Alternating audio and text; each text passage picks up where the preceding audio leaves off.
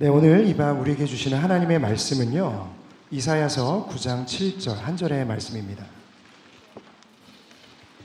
이사야서 9장 7절의 말씀입니다. 네, 이 말씀 우리 한 목소리로 함께 읽겠습니다. 시작. 그 정사와 평강의 더함이 무궁하며 또 다윗의 왕좌와 그의 나라의 군림하여 그 나라를 굳게 세우고 지금 이후로 영원히 정의와 공의로 그것을 보존하실 것이라.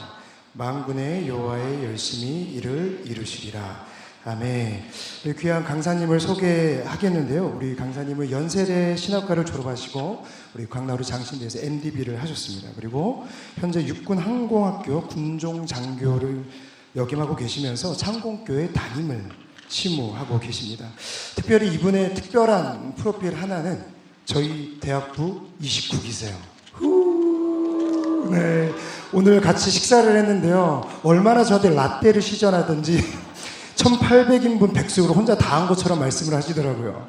네, 특별히 귀한 본 교회에서 자라신 목사님이 또 이 강단에서 말씀을 전하는 건 우리 모두에게 영광이고 기쁨인 줄 저는 믿습니다. 우리 이 시간 우리 목사님 나오실 때 큰 박수로 환영하겠습니다.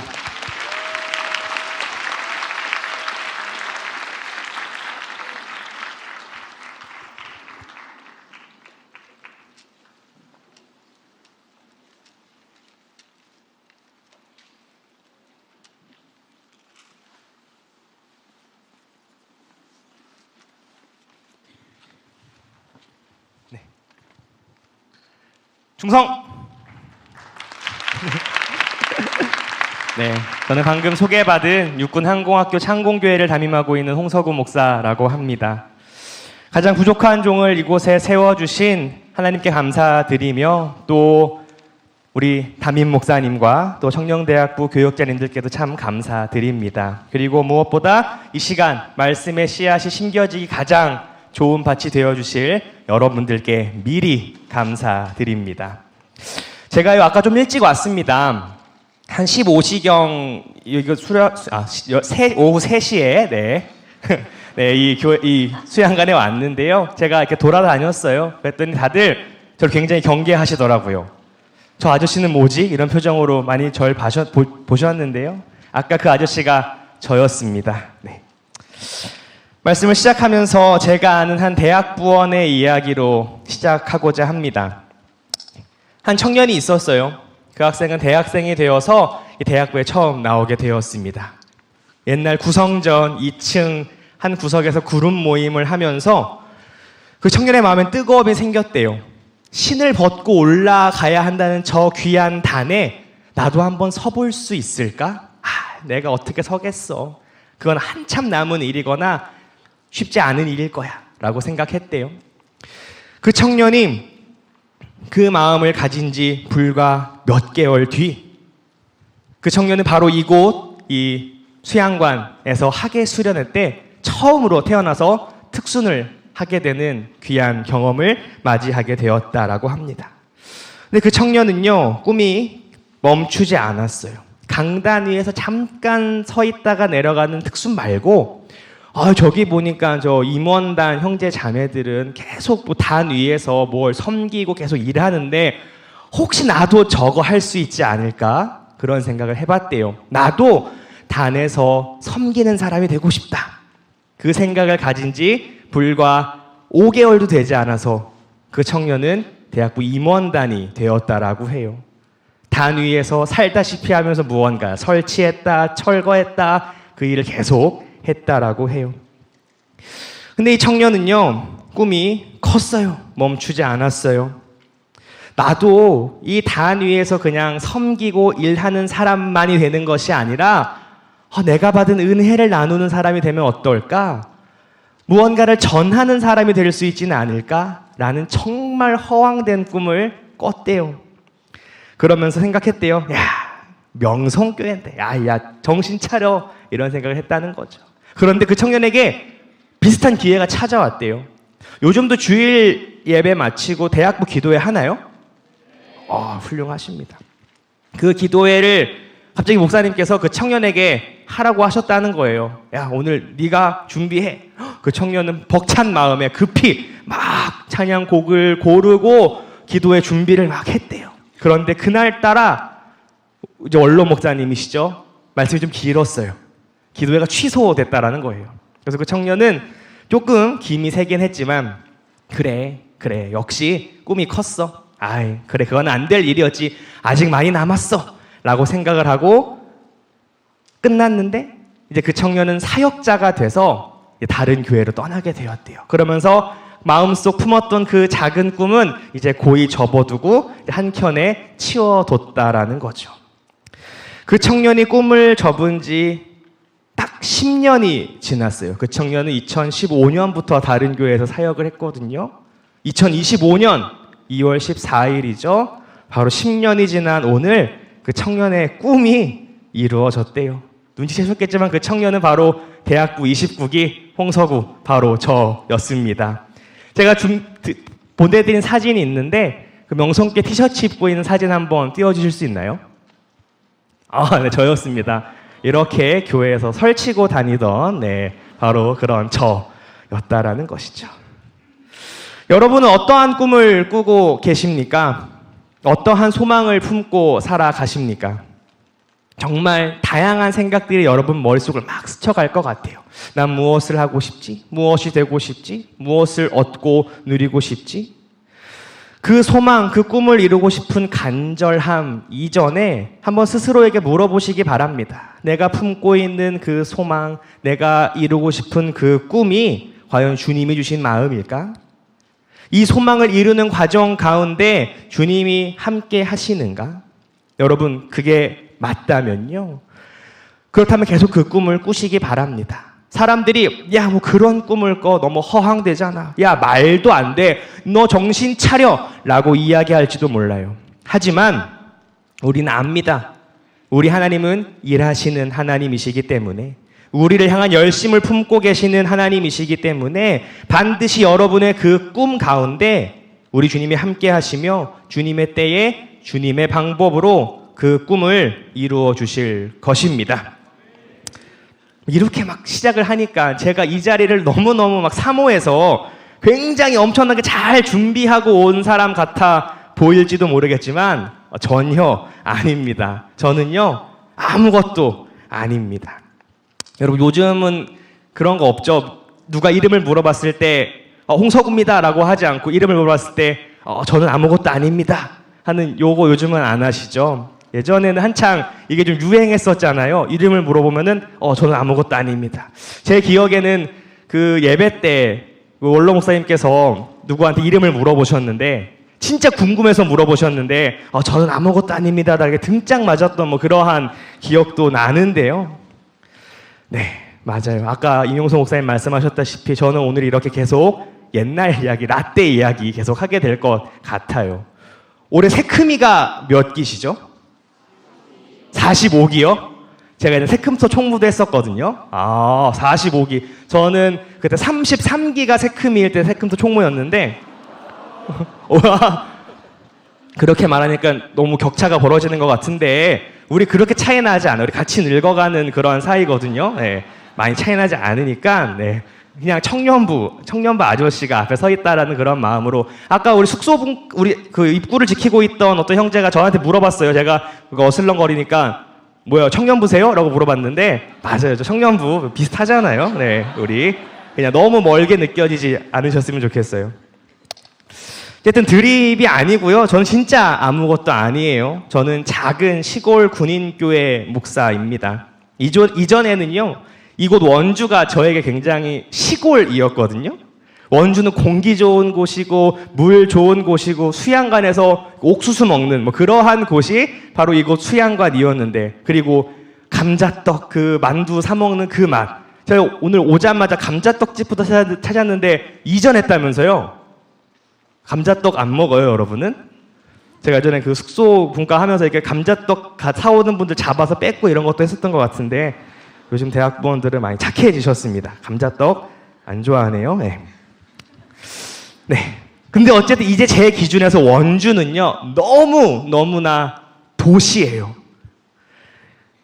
원주를 대도시라고 느끼는 이러한 저를 대체 여기 왜 부르셨는지 모르겠어요. 저는 처음에 전화 받고요.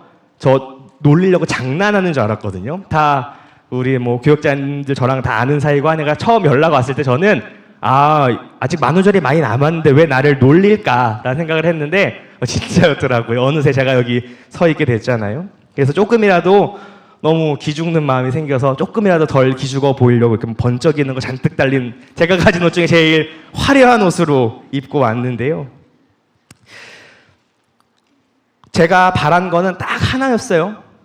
내가 여기 온 게 어떤 사람의 그냥 아이디어 아니고 그냥 내가 오고 싶은 내 욕심도 아니고 하나님의 계획이었어야 한다.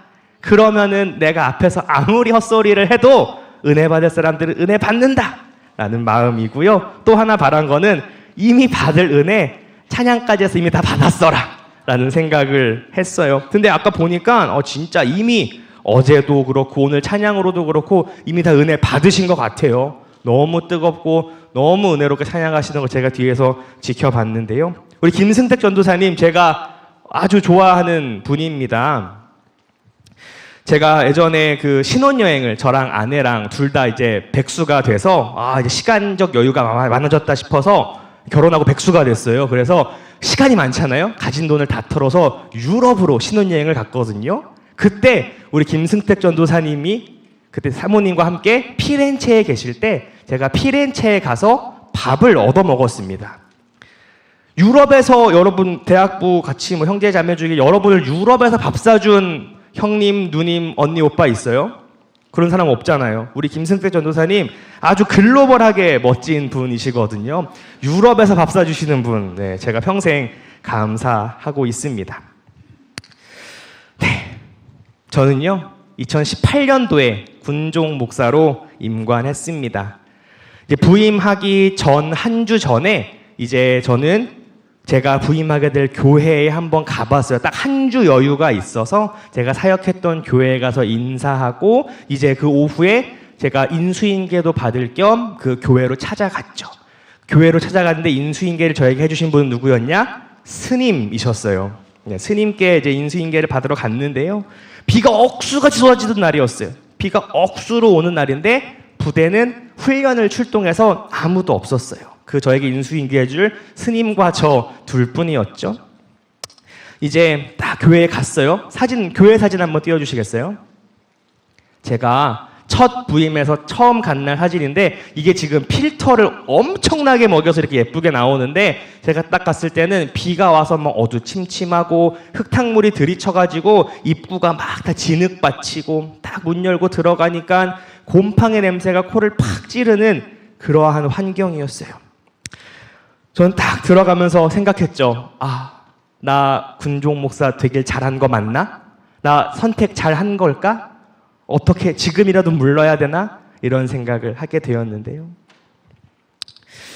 이후로도 사역은 쉽지 않았어요. 제가 갔던 부대는 아까 스님에게 인수인계 받았다 했잖아요.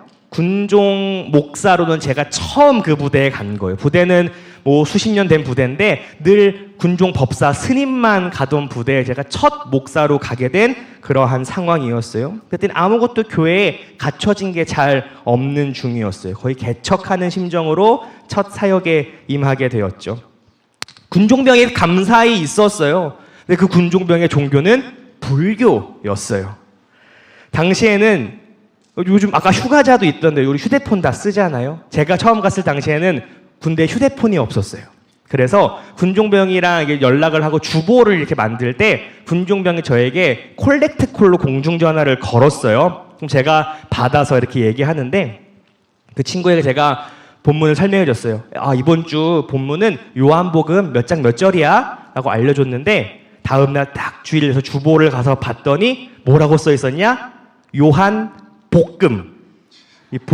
요한 볶음이라고. 볶긴 뭘 볶아요? 요한 볶음이라고 써 있는 거예요. 이렇게 사역을 시작했어요. 요한 볶음을 적는 친구와 함께 시작을 했는데요. 근데 진짜 저를 어렵게 했던 거는 이러한 게 아니었어요. 곰팡이가 쓸어있는 환경, 불교였던 군종병, 뭐 시골 이런 게 어려웠던 게 아니라 교회에 대해서, 신앙에 대해서 무관심과 보이지 않는 박해들이 저에게 있었던 거예요. 제가 부대에 간 지 얼마 안 돼서 같이 점심을 먹으러 부대 식당에 갔는데 어떤 저보다 높은 분이 저를 딱 보자마자 눈살을 팍 찌푸리면서 난 기독교가 싫어! 이러는 거예요. 여러분 살면서 그냥 여러분이 기독교라는 이유로 누가 난 너 싫어! 이런 경험 해보신 적 있나요? 저 너무 억울했어요. 나 아직 아무것도 안 했는데 내가 뭐 하물며 예수천국 불신지옥이라도 외치고 나를 싫다 그러든가 나 이제 와서 밥 먹고 있는데 나 대체 왜 싫지? 라는 생각을 했어요. 여러분 우리의 인생의 최고 우선순위가 여러분은 무엇입니까? 우리 다 오직 주님으로 사는 사람들 아닙니까? 우리의 인생의 최고 우선순위 우리의 신앙이잖아요. 우리의 교회, 우리 그걸 위해 지금 살고 있는 참 귀한 여러분들 아니십니까? 근데 군대에 갔더니 아니더라고요. 종교는요, 부대에 있는 만약에 100가지 일이 있으면 100번째, 가장 끝순위, 가장 안 중요한 게 종교더라라는 거예요. 그 끝순위를 이제 기독교, 천주교, 불교, 원불교가 나눠 먹어야 되는 그러한 형국이었어요. 제가 아까 말했던 그 초임 부대 때 그 부대는 그 교회는 부대 내, 영 내에 있는 교회였어요. 그 병사들이 머무르는 생활관이랑 걸어서 길어야 3분, 한 1, 2분 만에 올 수 있는 아주 가까운 그러한 곳에 교회가 있었거든요. 그런데 제가 이제 부임한 지 얼마 안 돼서 수요 예배를 막 이제 인도하려고 막 갔는데 그날 비가 많이 왔어요. 비만 왔어요. 뭐 천둥 번개 친 것도 아니고 바람 많이 분 것도 아니에요. 비가 많이 왔어요. 좀 많이 오긴 했어요. 그랬더니 부대에서 비가 많이 오니까 오늘 수요 예배를 하지 말라는 거예요. 저 너무나 어이가 없었죠. 다들 비 와도 밥 먹으러는 잘만 가면서 비 와도 담배는 그렇게나 계속 펴대면서 왜 예배는 가면 안 된다라고 그러냐라는 걸 마음으로만 생각했죠. 저는 아직 그때는 더 짬찌였으니까요. 그러면서 혼자 텅 빈 그 교회를 지키면서 이거 뭐지? 라는 생각을 했어요. 그러면서 저의 대학부 때를 한번 떠올리게 된 거죠. 나와 내 주변 사람들의 신앙생활의 모습을 한번 떠올리게 되었어요. 그때 볼라벤이었나 태풍이 한번 온 적이 있었어요. 그런데 그때 저녁 예배였나 기도회였나 아마 기도회였을 거예요. 뭐가 있었거든요. 저희 집이 지금 이사 갔는데 삼익그린 아파트에 살았었어요. 삼익그린 아시는 분들은 거기 아파트에서 교회 가는 그 길에 옆에 막 나무가 울창하게 있잖아요. 요즘도 벚꽃놀이 거기로 가시나요? 그렇죠. 거기 오잖아요. 바람이 막 부니까 나뭇가지들 조금 뭐 날라다니고 좀 하긴 하더라고요. 저는 고민했어요. 위험하니까 기도회 가지 말까? 그러다가 아니야. 그래도 가야지. 라고 하면서 이제 그 기도회를 가기 시작했어요. 혹시 날라올까봐 해서 막 사주 경계하면서 막 해서 딱 교회를 갔죠. 갔더니 전 저만 온 줄 알았는데 이미 다 와 있더라고요. 우리 그런 사람들이잖아요. 내가 태풍에 날라온 나무까지 맞아 죽으면 죽으리라는 마음으로 교회 가는 사람들 여러분 아닙니까? 지금 수양관 나와 계신 여러분들 얼마나 바빠요. 직장 다니시는 분들도 많을 거고 이제 막 수강 신청 기간이라고 수강 신청 부스도 만들어 놓고 했던데 다들 바쁘고 어렵고 알바도 가야 하고 그 와중에도 내 죽으면 죽으리라라는 그런 마음으로 지금 은혜 받으러 나온 여러분 우리들이잖아요. 나는 이런 곳에서 이렇게 신앙생활하며 이렇게 살던 사람인데 이렇게 주님을 위해 사람을 아끼지 않고 다 내놓는 그런 사람들과 그렇게 살았는데 내가 이걸 위해서 내가 내 인생을 거기 걸었는데 나 목사 됐는데 그렇게 살려고 목숨 걸었는데 거기에 왔더니 군대는 내가 내 전부를 건 그걸 너무 하찮게 여기는 거예요. 그러니까 제가 상처를 받아요 안 받아요? 상처 받죠. 나는 여기에 전부를 걸었는데 아무도 그걸 중요하게 여기지 않는 이 공동체에서 나는 그만 나가야겠다 라는 생각을 그렇게 품었어요. 그때 제게 기억나게 해주셨던 말씀이 바로 제가 군종사관 후보생이던 시절 수련의 장소였던 한경직 목사님이란 그 영락교회를 개척하신 한경직 목사님 기념관에 쓰여있던 한 글귀였어요. 바로 창세기 3장 9절 말씀인데요. 사진은 역시 센스가 좋으세요. 영상 기록부가 넘겨주고 계신가요? 아주 센스가 좋으십니다. 네. 내가 어디 있느냐라는 창세기 3장 9절의 말씀이었어요. 군용사관 후보생 대학생이던 시절엔 저 말씀이 적혀있는 저 비석을 보고요. 별 생각하지 않았어요. 생각은 하나였어요. 아, 한경직 목사님도 나처럼 글씨를 못 쓰시는구나 라는 생각, 그거 하나만 하고 살았는데, 이게 내 상황과 삶의 모습이 달라지니까 이 말씀이 주는 무게감이 달라졌어요. 그 말씀을 묵상하면서 나는 내가 지금 여기에 왜 와 있지? 내가 지금 서 있는 이곳은 어디이지? 나는 지금 무엇을 하고 있지? 나는 지금 이제 무엇을 해야 하지? 라는 그러한 깊은 고민을 하게 되었습니다. 그러면서 고민하고 묵상하고 기도하던 끝에 그 고민이 해결되는 그러한 경험을 하게 되었어요. 내가 어디에 서 있는 것일까? 내가 서 있는 이곳은 어디일까? 돌아보니 바로 선교지이더라고요. 우리가 해외 선교만 선교가 아니에요. 군대도요, 선교지입니다. 문화가 다르고요, 언어가 다르고요, 또 복장도 달라요. 믿지 않는 사람들이 훨씬 많은 곳이거든요. 바로 거기가 선교지였어요. 그리고 선교지는 자고로 힘든 법이거든요. 그러다 보니까 그래, 내가 선교지에 있으니까 이런 대우 받는 게 맞지. 내가 선교지에 있으니까 이렇게 힘든 게 맞지. 내가 선교지에 있으니까 이런 어려움 당하는 게 당연한 건 아니야? 라는 생각을 하게 되었어요. 그러면서 돌아보니, 아, 맞다. 내가 그때 나를 선교지로 보내달라고 주님께 기도했었구나 라는 사실이 떠올랐던 거예요. 대학부 임원단 기도회 시간이었거든요. 갑자기 제 마음 가운데 선교를 가야겠다라는 마음을 주셨어요. 그때가 견습 선교사 모집 기간이었거든요, 교회. 그래서 제가 그 선교부 사무실로 막 뛰어갔어요. 나는 선교 가야겠다라는 마음으로. 하필 딱 갔더니 사무실에 아무도 안 계시는 거예요. 그래서 나는 이 신청서를 쓰고 가야겠다. 그것도 안 보이는 거예요. 오늘은 날이 아닌가 보다. 내일 나 학교 갔다 와서 선교부 사무실 와서 선교 가야겠다고 말씀드려야지 라고 학교를 갔어요. 제가 그때 대학교 4학년이었거든요. 학교를 갔고 수업을 들었는데 갑자기 저를 4년 동안 돌아보지도 않던 한 교수님이요, 저한테 갑자기 수업 마치고 점심을 먹자고 하시는 거예요. 교수님이 사주신다고 점심을 먹는데 갑자기 교수님이 저한테 그동안 내가 너를 지켜봤는데 너는 참 공부를 잘하는 것 같다. 그러면서 저에게 막 말씀해 주세요. 너 이 공부를 참 잘하는 것 같은데 혹시 이 공부를 더 이어가 볼 생각이 없니? 라고 저에게 이렇게 권유하신 거죠. 저는 내가 잘하는구나 라는 영업을 당해버렸어요. 그래서 저는 제가 분명 어제 선교하겠다라고 갔는데 그게 안 됐잖아요. 제 생각에 그럼 하나님의 뜻이 선교지가 아니라 대학원에 있나 보다 라고 착각을 해버렸어요. 그래서 대학원에 진학을 해버렸지 뭐예요. 그리고 한 학기 만에 도망 나왔어요. 주님 제가 오해했습니다 라고 이렇게 나왔는데요. 혹시 여기 대학교 졸업반이신 분들 계신가요? 여러분, 그러면요, 교수님과 식사할 때는 마음 단단히 먹고 가세요. 그 말씀의 반 정도만 믿으시면서 영업당하지 않게 잘 조심하셔야 됩니다. 다시 돌아와서요.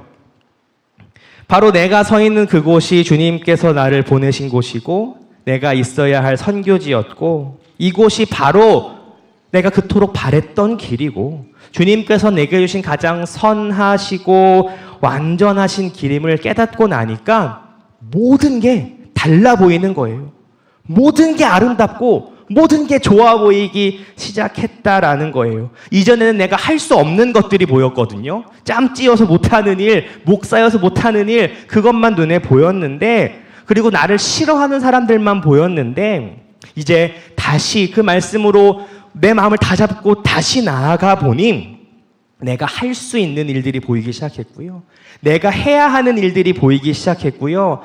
100명 중에 99명의 나를 불필요하다라고 여길 때 나를 정말 필요로 하는 한 사람을 보게 되었던 것입니다. 아까 말했던 그 요한복금 군종병 있잖아요.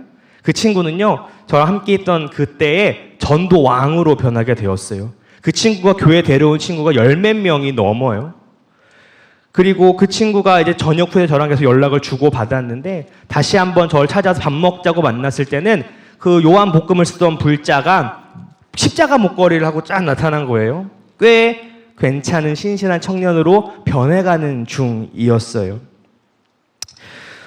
저는 군종 목사로 사역을 하면서 수많은 상황적으로 또 심적으로 영적으로 어려움에 빠진 형제들을 많이 만나게 됩니다. 어느 날 한 형제가 저한테 그렇게 말했어요. 내가 너무 힘들어서 죽으려고 마음 먹었었다. 그런데 죽으려는 바로 그 순간에 목사님 얼굴이 떠올랐다.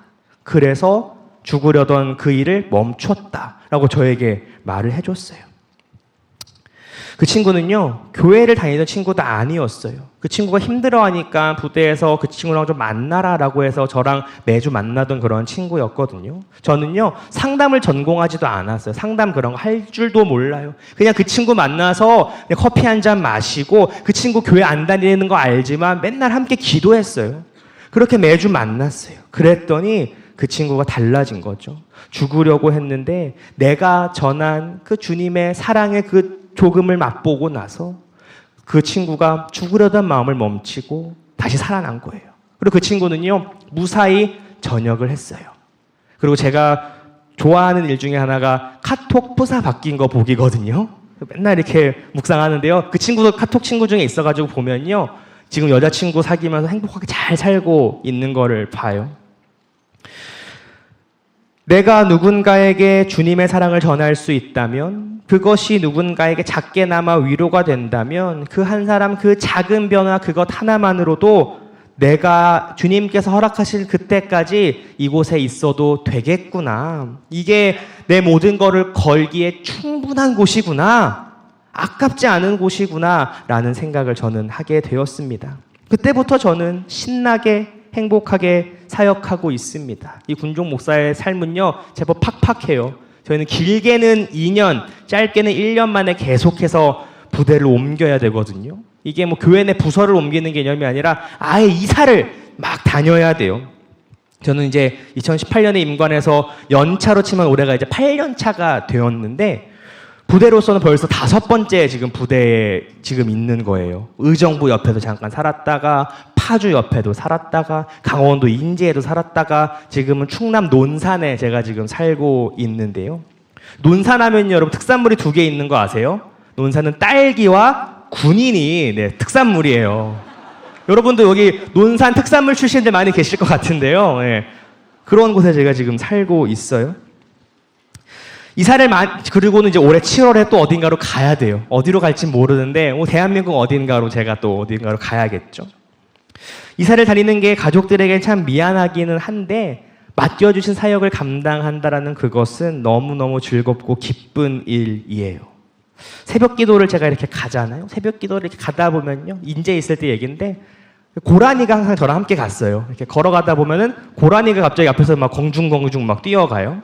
그리고 예배를 드리러 이건 요즘도 그러는데, 예배를 드리는데 그 예배를 드리면 여러분 중에 예수 안 믿는 분 혹시 여기 계신가요? 있을 수도 있어요. 근데 소수잖아요.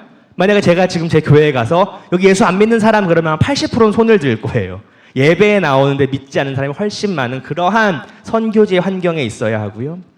그렇기 때문에 교회에 늘 흡연장을 만들어줘야 돼요. 다들 찬양하러 가야지. 무슨 담배 하나 피고 올게요. 그러고 가서 담배 싹 피고 찬양 싹 하고, 굉장히 웃긴 그런 일이 있는데요. 네. 그리고 혹한기 훈련. 군종 목사들도 훈련 다 나가요. 훈련 나가면은 여러분 혹한기, 최근에 전역하신 분 중에 혹한기를 경험해 보신 분들 알잖아요. 혹한기는요, 우리 그렇게 얘기해요. 유격 훈련을 나가면은 힘들어서 죽고 싶다라고 이야기해요. 혹한기는요, 나 살고 싶다. 나 살아야 돼! 라는 그런 결단이 막 생기는 훈련 장소거든요. 잠을 자요. 걱정이 들어요. 나 내일 아침에 눈 뜰 수 있을까? 그런 생각으로 잠드는 그런 환경인데요. 여러분들 용사로 전역하신 분들은 그거 한두 번만 하고 집에 가잖아요. 저는 앞으로 계속 그렇게 살아야 돼요. 이게 얼마나 쉽지 않은 삶입니까? 그런데요, 이 자리가 이제는 하나님이 내게 주신 자리라는 걸 아니까, 너 어디 있니? 너 내가 있으라는 곳에 너 지금 있니? 내가 어디에 있느냐? 너 자리 잘 지키고 있냐? 라고 주님께서 내게 물어보시는 그 자리이니 저는 항상 기뻐하고 감사하며 이 자리를 지켜나갈 수 있는 것입니다. 여러분은 지금 어디에 서 계십니까? 여러분의 삶의 자리를 한번 돌아보세요. 여러분은 어디에 계십니까? 혹시 그곳이 좋지 않다라고 느끼고 계십니까? 불평과 불만과 원망의 거리들만 내 눈앞에 가득 보이는 그러한 환경에 있다라고 혹시 생각하십니까? 그럴 수 있어요. 하지만 분명한 것은요, 여러분이 어디에 있든지 그곳은 하나님께서 여러분을 그 자리에 보내신 바로 여러분의 자리라는 사실은 그거는 분명하다라는 것입니다. 그곳이 어디이든 여러분을 향한 하나님의 뜻과 계획이 있음을 믿으셔야 하는 것입니다. 내가 그 자리에 있다 보면 내가 얻게 될 열매가 너무나도 작고 초라할 것 같다라고 생각하십니까? 근데 그래도 괜찮은 거 아닙니까? 그 작고 초라해 보이는 열매이지만 그 열매를 하나님께서 내게 주신 열매라면은 그거 작다고 초라하다라고 느낄 게 아니라는 것이죠. 여러분, 우리가 크고 좋아 보인다고 아무거나 덥석덥석 먹어서야 되겠습니까? 부모는요, 절대 보기에만 좋은 그런 것을 자녀에게 주지 않아요. 사랑하기 때문에. 자녀에게 정말 필요한 그것을 주거든요. 더 좋은 것, 더 나은 것을 주고 싶은 게 부모의 마음이에요. 자녀 입장에서는 별로라고 여길 수 있죠. 난 초콜릿 먹고 싶은데 브로콜리 이거 뭐야? 라고 할 수 있어요. 나 젤리 먹고 싶은데 이 풀떼기들 뭐야? 이럴 수 있다고요. 하지만 그렇다고 해서 초콜릿만 먹고 젤리만 먹으면 그게 삽니까? 부모는요, 비록 작고 초라해 보이고 내 마음에 안 드는 것일지 모르지만 그게 진짜 자녀에게 필요하기 때문에 주는 게 부모이고요. 하나님이 우리 아버지이시기 때문에 하나님이 우리에게 주시는 그 모든 것은 내 입맛에 안 맞더라도, 내가 보기에 이상한 것 같아도, 부족한 것 같아 보여도 나에게 가장 지금 필요하고 중요한 것임을 믿으시기 바랍니다. 내가 지금 가지고 있는 그것, 하나님이 주신 것이라면, 나를 위해 하나님이 예비하신 것이라면 여러분, 이미 그걸로 우리는 충분한 줄로 믿습니다. 여러분, 여러분의 자리가, 여러분의 앞날이 걱정되고 불안하십니까? 하지만 나를 그 자리에 보내신 하나님께서 나를 책임져 주실 것입니다. 우리 하나님은 일하시는 하나님이시기 때문입니다. 하나님은 바로 여러분을 향한 열심을 가지고 계시기 때문입니다. 제가 다른 종교에 대해서 엄청 잘 아는 건 아니지만 저희는 맨날 스님이랑 교무님이랑 함께 이렇게 놀기 때문에 다른 종교에 대해서 조금은 귀동냥을 하고 있는데, 다른 어떠한 종교에서도 그 종교의 신이요, 그 사람을 위해서 일한다라고 하는 종교는 저는 본 적이 없어요. 심지어 신이 인간을 향해 열심을 낸다라는 종교를 저는 우리 기독교 말고는 아직 만나보지를 못했는데요. 그 어느 종교든 사람의 열심은 있죠. 막 해야 되고 여러 가지는 많을 거예요. 그런데 사람의 열심이 아니라 신의 열심이 있는 거는 이거는 정말 대단한 것이거든요. 따져보면요, 사람들 중에서도요, 어디 높은 분이 우리 같은 사람들을 위해서 일하는 경우도 거의 없는 것 같아요. 그래 보이는 것 뿐이겠죠. 높은 분이 우리를 위해 일해주는 것, 그거는요, 어찌 보면 그 높은 분 자기 자신을 위한 것일 수도 있을 거예요. 하지만 우리 하나님만큼은 다르시다라는 거예요. 진짜 아무것도 아닌 나를 위해서 우리 주님이 일하여 주고 계시다라는 사실이에요. 어제도 일하셨고요, 오늘도 일하셨고, 그리고 내일도 일하실 것입니다. 오늘 저는 아까 돌아다니면서 여러분들 프로그램 하는 거 봤는데 전 깨달았어요. 오늘 이 날씨 주님이 일하셨구나 라고 고백할 수밖에 없는 것 같아서, 저는 이 겨울에 이 눈이 왔는데 야외 프로그램? 이거 되나? 라고 저 혼자 괜히 저는 제 3자인 주제에 이거 되나? 혼자 괜히 그런 생각했는데 저도 아직 믿음이 부족한 것 같아요. 우리 주님이 일하시니까 오늘 프로그램 하기 가장 좋은 날씨였잖아요. 여러분들의 기도가 있었던 것이고 그 기도에 하나님이 일하여 주신 것 아니겠습니까? 그렇게 일하시는 주님께서 여러분의 삶 가운데 내일도 일하여 주실 줄로 믿습니다. 우리는 그런 생각이 들 수도 있어요. 진짜 그럴까? 하나님이 나를 위해서 일하신다고? 내 이름은 아시나? 내가 누군지는 아시나? 아니, 아시면은 나를 위해서는 더 일 안 하시고 싶을 것 같은데? 라는 생각이 들 수 있어요. 어찌 보면요, 그게 당연한 생각일 수도 있어요. 왜냐하면 아무리 따져봐도 우리 하나님께는 나를 위해 일하실 이유가 보이지 않거든요. 따지고 보면 그렇지 않나요? 우리가 하나님께 무슨 유익이 되어 드릴 수 있을까요? 전혀 안 되거든요. 내가 돈을 많이 벌면은 그게 하나님께 유익이 될까요? 내가 세상에서 뭐 엄청나게 성공하면 그게 하나님께 뭐 유익이 될까요? 전혀 아니죠. 하지만 하나님은요, 하나님께 아무런 유익이 되지 않는 바로 저와 여러분을 위해서 일하신다라는 거예요. 왜냐? 사랑하시기 때문에. 우리의 상식으로는, 우리의 이성으로는 절대 이해할 수 없는 그 주님의 일하심이 주님의 우리를 향한 그 사랑 때문에 주님은 그렇게 우리 삶 가운데 일하시고 주님의 뜻을 이루어 가신다라는 것입니다. 저는요, 아버지가 되면서, 저 아빠가 되면서, 저희가 너무 좀 높였죠? 아빠가 되면서 이 사랑에 대해서 조금씩 이해해 보기 시작했습니다. 우리가 하나님을 늘 아버지라고 그렇게 고백을 하지만요, 솔직히 제가 대학부이던 시절에는요, 하나님이 아버지다라고 고백을 할 때 그렇게 크게 감흥이 없었던 게 사실 저였어요. 아버지가 되기 전에는 그 아버지의 사랑이 무언가에 대해서 잘 몰랐던 거였죠.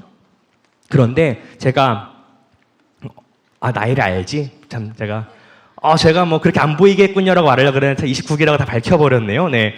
제가 딸이 둘 있어요. 첫째가 6살, 둘째가 4살인데요. 그렇게 딸들을 키우다 보니까, 그렇게 부모가 되고 보니까, 하나님이 아버지시라는 게 정말 이게 진짜 대단한 거구나.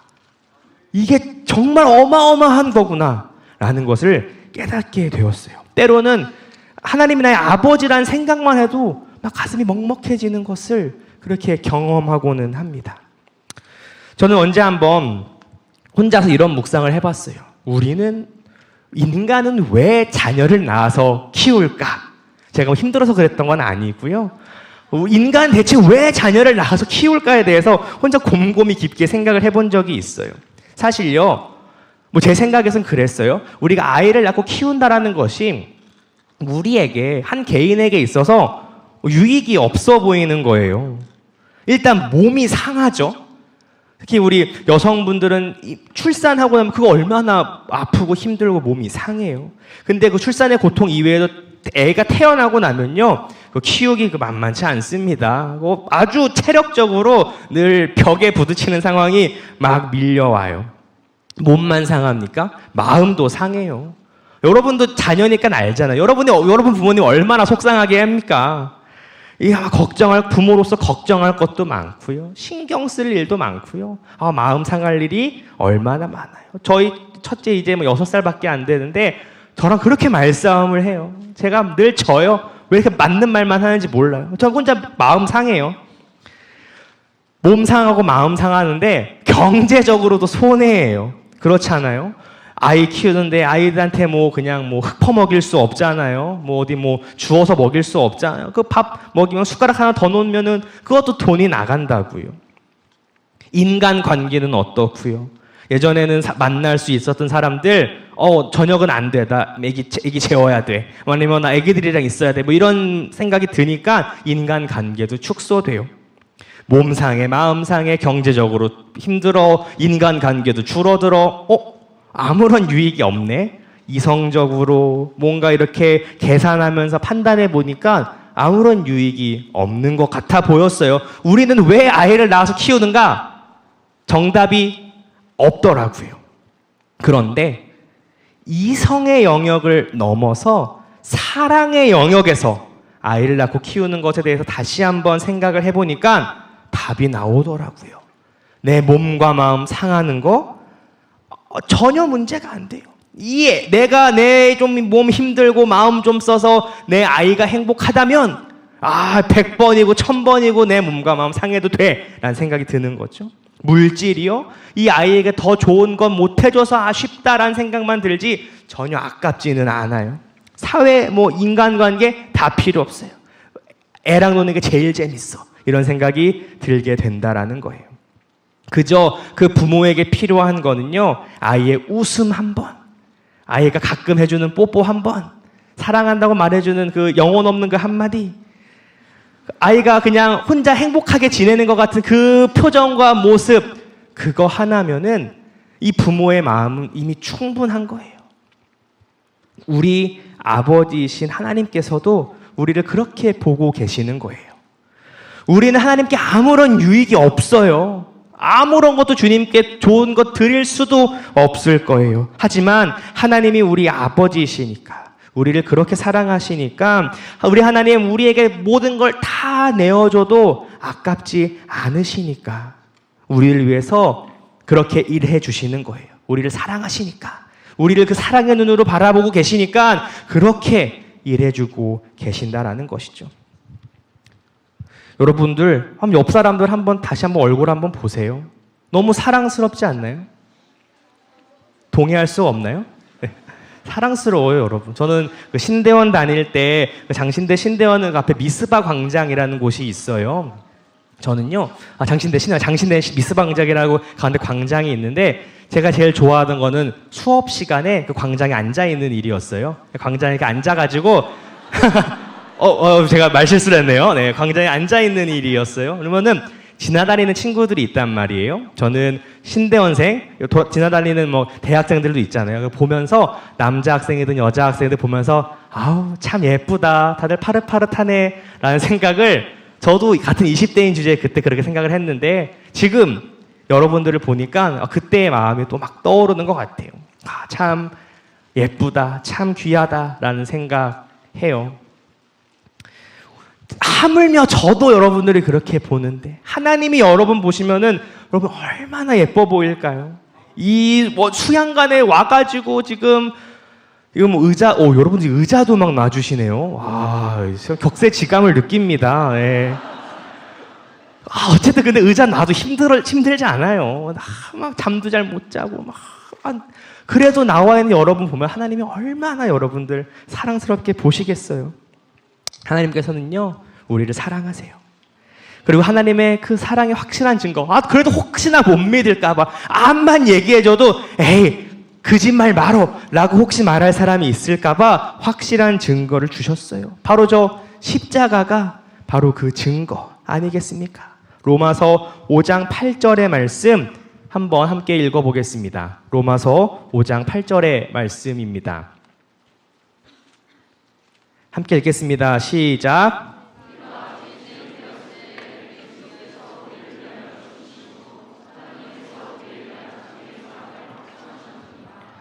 아멘. 우리가 대단한 유익일 때 죽으신 게 아니죠.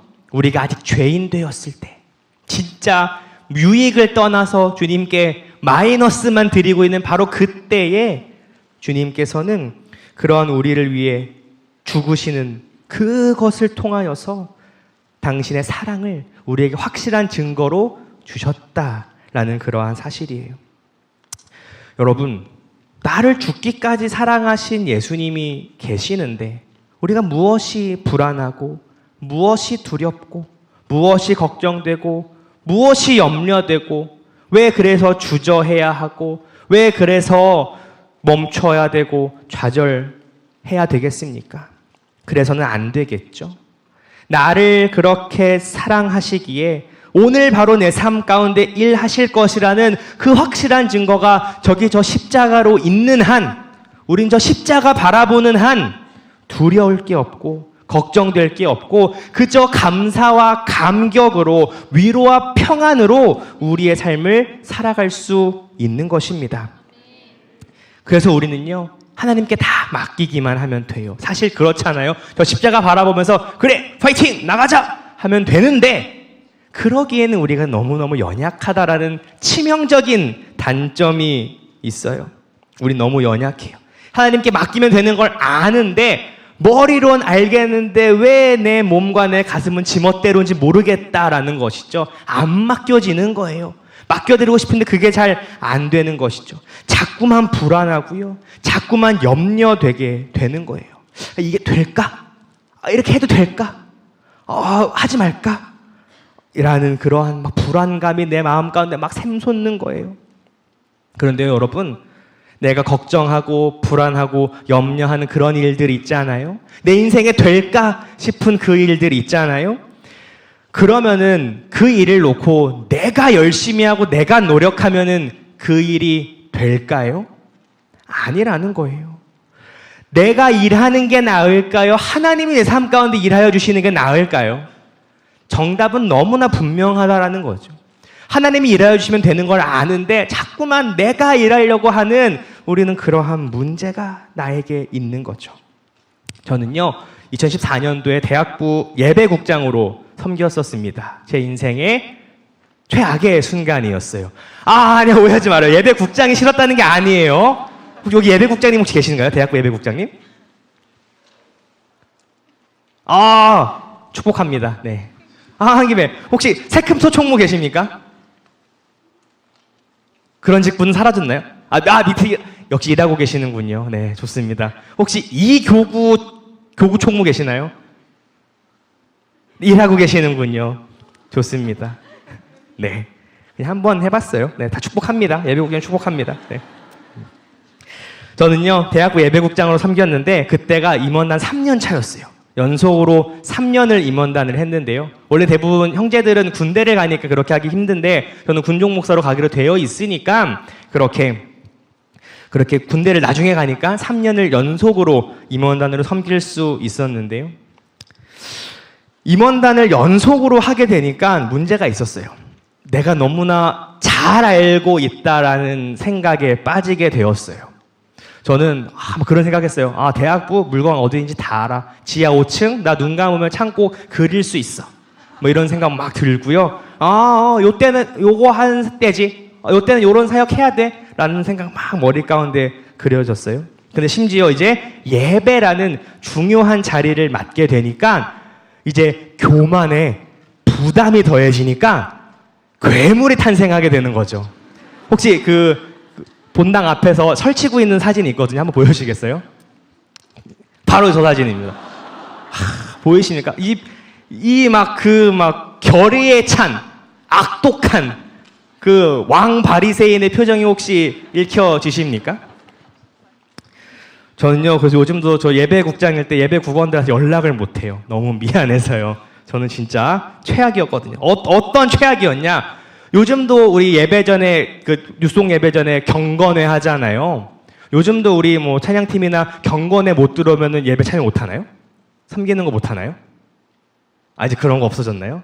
저희 때는 그랬거든요. 뭐 경건회를 못 하면 예배를 섬길 수 없었대요. 그건 잘 모르겠어요. 근데 저는 딱 시간을 재고 있다. 경건회 시간이 딱 되잖아요. 1분 지나잖아요. 애들한테 시켜요. 야, 본당 문 다 잠궈. 그럼 다 잠궜어요. 밑에서 올라오는 거, 뒤에서 들어오는 거 다 잠궈요. 그럼 밖에서 두드려요. 저 경건에 들어가야 돼요. 그러면 제가 문 열고 말해요. 늦은 당신은 자격이 없어. 탁 문 닫아버렸어요. 와, 기가 막혔죠. 저는 딱 뉴송 예배 때 딱 뒤에 서 있다가 음료수를 들고 들어오는 친구 있다. 나갔어요. 그럼 사람들이. 그리고 이제 예배 전에 짐 맡아놓잖아요. 애들아 시켜가지고 짐 다 치워. 짐 다 임의로 치우고. 말하다 보니까 최악인데요.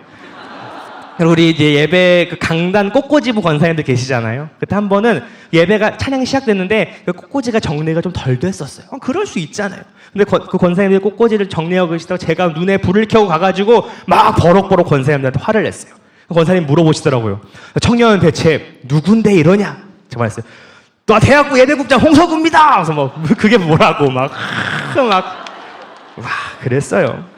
그렇게 치면요, 우리 교회 분들 참 착해요. 진작에라도 저는 이렇게 좀 혼났어야 되는데 그러지도 않았어요. 요즘도 예배국장님 예배 콘티 다 준비 단계부터 짜시나요? 네, 소통이 잘 안 되네요. 네, 저 때는 뉴송 4, 그러니까 대학부 예배, 청년부 예배 나눠져 있었거든요. 뉴송 4 예배를 준비하려면요, 오후 1시 50분, 네, 오후 1시 50분부터 예배 준비하는 것부터 예배 광고 때까지 분 단위로 콘티를 다 짰었거든요. 그러면요, 막 그 콘티를 막 시간 분을 짜요. 막 찬양팀은 이때부터 이때까지 하고, 뭐 핀마이크 이때 체크해야 되고, 관현악분 뭐 이때 해야 되고, 막 분 단위로 해요. 1분이라도 넘어가잖아요. 그럼 뭐 형 누나 막 없어요. 막 버럭버럭 화내고요, 막 눈을 부라리고 막 그랬어요. 누가 그러더라고요. 예배를 준비하는 시간부터 예배 시작 전까지 본당에는 딱 두 가지 소리만 들린다. 악기 소리와 홍석의 고함 소리만 들린다. 라고 그랬었어요. 그렇게 살았어요. 네. 그러니까 제가 최악의 시간이었다고 말할 만 하잖아요. 그러다가 어느 날 뉴송 예배를 준비하던 날이었어요. 요즘은 다 연합 예배를 드리지만 저 때는 청년대학부가 나눠서 예배 드리다가 가끔씩만 연합을 그렇게 할 때였거든요. 그러니까 더 예민해졌어요.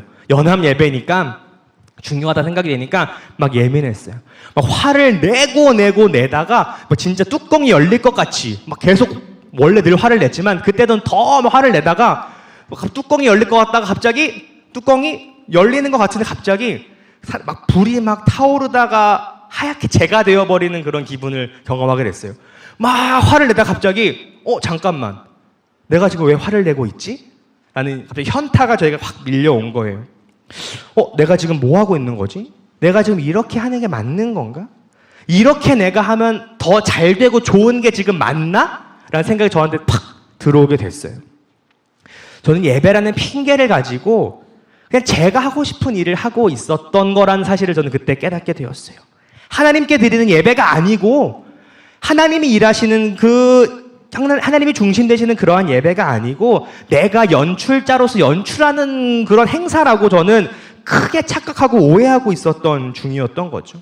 그러니까 자꾸 화내고 쪼고 막 다투고 막 그랬던 거예요. 저는 깨달았습니다. 내가 그래서 지금 하나님이 일하실 그 틈을 없애버렸구나. 하나님의 은혜가 자리 잡을 빈자리를 나의 욕심과 나의 교만과 그것으로 가득 메워버렸구나. 그 생각이 들었어요. 그래서 저는요, 깨달았어요. 그래, 이거는 하나님의 일이잖아. 예배잖아. 내 일 아니고 하나님의 일이잖아.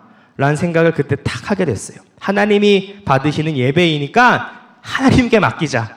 이제 그냥 하나님께서 다 하시는 일이야. 라는 생각으로 저는 확 제 마음을 바꾸게 되었어요.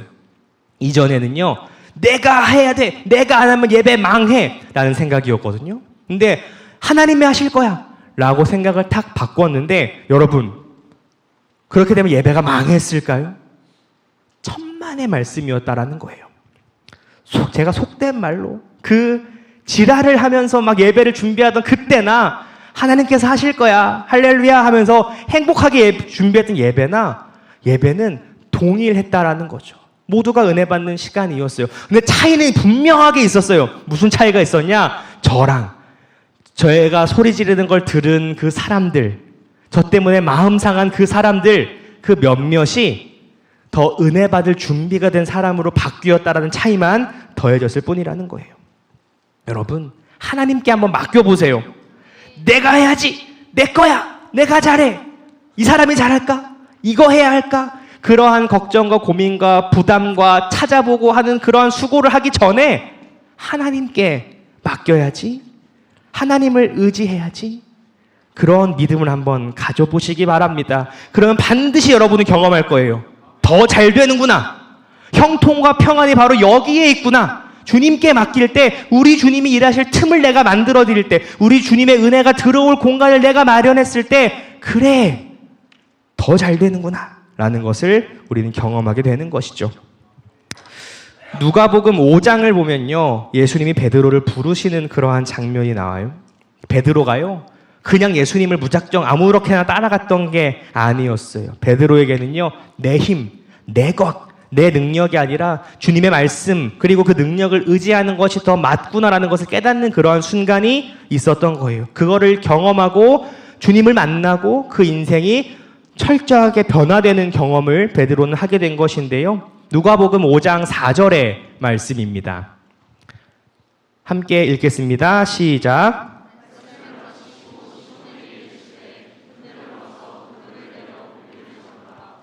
아멘. 이게 우리가 보기엔 별말이 아닌 것 같잖아요. 그런데 이 말을 들은 베드로 입장에서는 정말 이상하고 어이없는 말이었을 수 있다는 거예요. 왜냐하면요, 일반적으로 깊은 물속에는 그 고기가 없는 환경이었다라고 하더라고요. 그 어부들에게는 상식이었대요. 깊은 곳에 그물을 내려 물고기 못 잡아라는 거였어요. 그리고 예수님이 베드로에게 이 말씀을 하신 때는요, 한낮이었대요. 한낮에는 물고기가 다니지 않는 때였다라는 것이죠. 여러 가지 어부의 상식들로 종합해 본 바 예수님의 이 말은 어부 기준에서는 틀린 말이었어요. 심지어 베드로는 배의 주인이었거든요. 숙련된 어부였어요. 근데 이 말을 지금 베드로에게 하는 예수님은요, 목수였다라는 거죠. 갑자기 목수가 나한테 와가지고 숙련된 어부인 나에게 훈수를 두는, 근데 그 훈수도 상식에 벗어나는 훈수를 두는 그러한 상황이었다라는 거예요. 예수님의 말씀은 베드로에게는 정신없는 소리입니다 라고 할 만한 거리였어요. 여러분, 믿음이라는 것은요, 이렇게 상식을 벗어난 상황, 내 머리로는 이해되지 못할 말씀에서부터 시작되는 것 같아요. 베드로는요, 예수님의 이 말씀에 대해서 뭐라고 말하냐? 선생님, 우리가 밤새도록 수고하였지만 아무것도 잡지 못했습니다. 그러나 선생님의 말씀대로 그물을 내리겠습니다 라고 그렇게 응답하고 그렇게 행해요. 정말 말도 안 되는 소리인 것 같고 안 될 것 같아 보였지만 예수님 말씀대로 베드로는 행해봤어요. 그 말씀 따라서 해봤어요. 그랬더니 무슨 일이 벌어졌냐? 그물이 찢어질 정도로 고기가 많이 잡혔다라는 거죠. 여러분, 우리 삶에서도 마찬가지일 것입니다.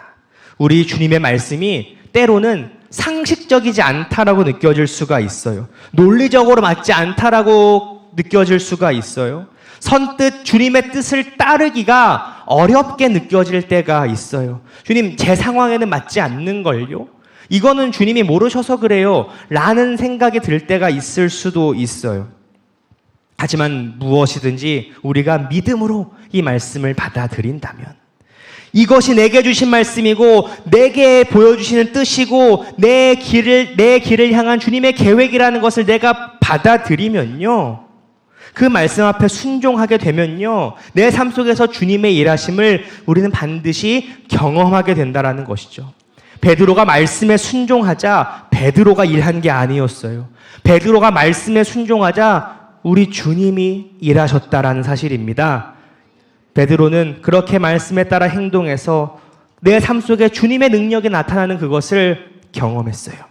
그렇습니다. 여러분, 이 베드로의 경험이 오늘 우리의 삶에서도 일어나야 할 줄로 믿습니다. 내가 주의 말씀대로 행하였을 때 내 머리로는 이해가 안 되고 내 친구들이 말해도 그거 아니라고 그러고 세상이 다 아니라고 그래도 말씀에 분명하다면은, 주님의 뜻이 내게 보여주신 것이 그것이 분명하다면은 그대로 행하였을 때, 우리 주님 의지하였을 때, 말씀 붙잡았을 때 우리는 그물이 찢어질 정도로 물고기를 잡는 그 놀라운 경험을 바로 나도 하게 되는 것입니다.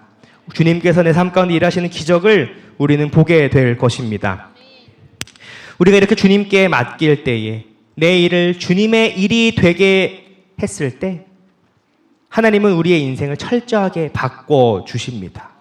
저는요, 내가 안 하고 이거 주님께 맡겼을 때 주님이 내 인생을 바꿔주신다라는 그 사실을 묵상하면서 곱씹으면 곱씹을수록 무슨 생각이 드느냐? 야, 이거 개꿀이다 라는 생각이 들었어요. 주님이요, 우리한테 야, 너의 잘됨을 위해서 너 지금부터 내 말 잘 들어. 너 이거 해, 저거 해, 요것도 하고 저것도 하고 이것도 갖다 바치고 저것도 갖다 바쳐라 라고 얘기하면요, 우리는 감당할 수가 없어요. 주님께서 우리에게 원하시는 것은 그저 주님의 일하심을 신뢰하는 것, 우리 주님 말씀 붙잡는 것, 그거 하나면은 우리의 인생을 바꿔주시기로 약속하신 거잖아요. 그래서 우리는 내 상황, 내가 처한 환경, 내가 만난 어려움, 그것들과 전혀 관계없이 우리는 그래서 항상 기뻐하고 항상 감사할 수 있는 거예요. 내게 반드시 이뤄주신다고 약속하셨으니 나는 지금 내 상황이 시궁창 같아도 미리 기뻐하고 미리 감사할 수 있다라는 것이죠. 우리는 너무 감사하니까, 너무 기쁘니까 우리 군대에서 말하는 전문 용어로 우리로 하여금 꿀빨게 해주셨으니까 우리의 마음을 주님께 표현하기를 원하는 거예요. 야, 나로 하여금 이렇게 꿀빨게 해주셨는데 내가 이대로 있을 수가 없다. 우리 병사들도 그래요. 제가 이렇게 병사들한테 뭐 좀 잘해주면요, 고마워서 교회나 저한테 항상 이렇게 딜을 걸어요. 제가 뭐 간식 갖다 주면 목사님 이번 주는 교회 갈게요. 그러면은 이건 그런 생각이 드는데요. 어쨌든 우리가요, 주님께 내 마음을 편하게 원하는 거예요. 너무 감사하니까 제가 뭐 할까요, 주님? 뭐라도 드려야겠는데요. 그러한 우리에게 주님께서는 사명을 맡겨주시는 거예요. 이걸 헷갈려하는 사람들이 많아요. 내가 사명을 감당하고 뭘 해야 주님께 인정받고 사랑받고 구원받는다고 생각하는데 반대라는 거죠. 내가 이미 구원받았고 내가 이미 사랑받았고 내가 이미 받은 것이 너무나 많아서 거기에 감사해서 기뻐서 주님께 제가 뭘 할까요? 뭐라도 할게요 라는 마음으로 나가는 게 우리가 감당하는 사명들이라는 것이죠. 우리도 이제 열심을 내봐야 되는 거예요. 주님께서 우리를 위해서 이렇게 하시니까 나도 조금이라도 열심을 내어볼까? 라는 생각이 드는 거죠. 우리는 그렇게 사명자가 되는 거예요. 사명을 맡기시면서 주님이 우리에게 요구하시는 것은 딱 하나예요. 바로 사랑이라는 거예요. 주님께서는 우리에게 그 사랑 하나를 원하세요. 우리에게 먼저 주신 그 사랑, 주님이 먼저 주셨으니 우리도 주님을 그렇게 사랑하는 것, 주님이 그것 딱 하나 바라시는 것이죠. 요한복음 21장 15절 말씀입니다. 함께 읽겠습니다. 시작.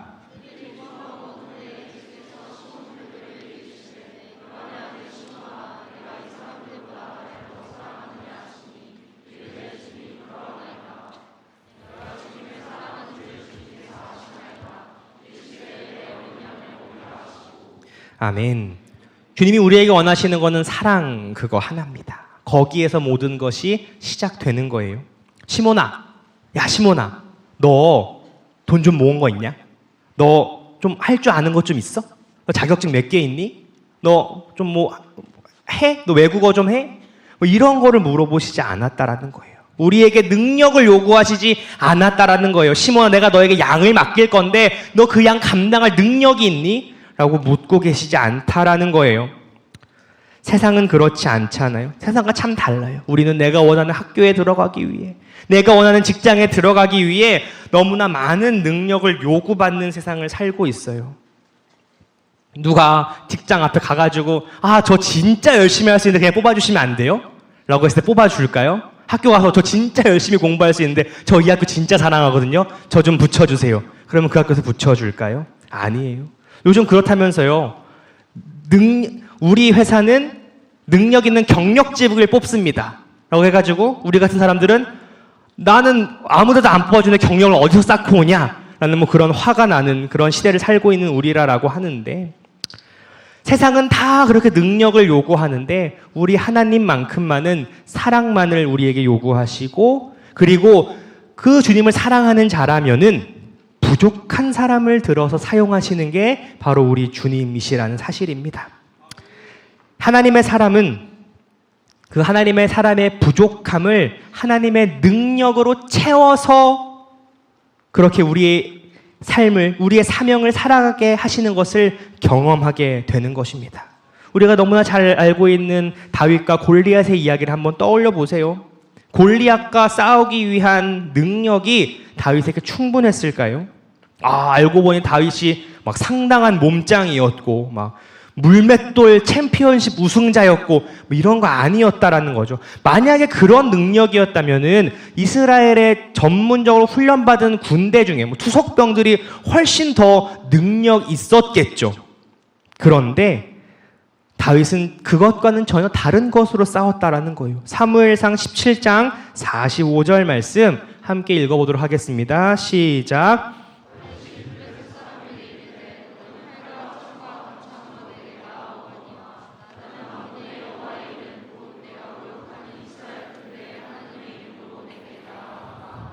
아멘. 다윗에게는요, 골리앗을 이길 능력은 충분하지 않았어요. 하지만 그에게는 하나님에 대한 신뢰가 있었고요. 하나님에 대한 사랑이 있었어요. 내가 사랑하는 하나님을 모욕하는 저 블레셋 저 장수를 내가 도저히 참을 수가 없구나 라는 그 주님을 향한 사랑에서부터 나오는 뜨거운 열심이 다윗에게는 있었다라는 거예요. 다윗은 그걸로 골리앗과 싸웠어요. 주님께서는 그런 다윗에게 승리를 허락하셨다라는 사실이죠. 우리도 주님께서 내가 나를 사랑하느냐라는 그 질문 앞에 네, 그렇습니다, 주님. 주님이 그것을 아시지 않나요? 라고 당당하게 말할 수 있어야 하겠습니다. 내가 그렇게 말할 수 있다면 아무리 내가 능력이 부족해도요, 아무리 내가 처한 여건과 상황이 영 별로여도 아무 상관없다라는 거예요. 주님께서는 그러한 우리에게 당신의 일을 맡겨주시는 것입니다. 당신의 사명을 우리에게 감당케 하시는 거예요. 우리에게 살아갈 이유와 목적을 새롭게 해주시는 거예요. 내 앞에 있는 골리앗을 넘어설 수 있는 그 은혜를 우리 가운데 허락해 주신다라는 것이죠. 그렇게 사명을 감당하고자 하는 우리들은요, 어떠한 모습이어야 하냐? 주님께서는 말씀하여 주십니다. 요한복음 12장 24절로 26절의 말씀입니다. 함께 읽겠습니다. 시작. 내가 진실로 진실로 너희에게 이르노니 한 알의 밀이 땅에 떨어져 죽지 아니하면 한 알 그대로 있고 죽으면 많은 열매를 맺느니라. 자기의 생명을 사랑하는 자는 잃어버릴 것이요 이 세상에서 자기의 생명을 미워하는 자는 영생하도록 보전하리라. 사람이 나를 섬기려면 나를 따르라. 나 있는 곳에 나를 섬기는 자도 거기 있으리니 사람이 나를 섬기면 내 아버지께서 그를 귀히 여기시리라. 아멘. 주님께서 우리에게 한 알의 밀알이 되라라고 말씀하십니다. 주님께서 먼저 그렇게 한 알의 밀알이 되어 주셨기 때문에 사명을 감당하고자 한다면, 주님의 일을 그렇게 하고자 한다면 너도 그 한 알의 밀알이 되렴이라고 우리에게 말씀하신다라는 거죠.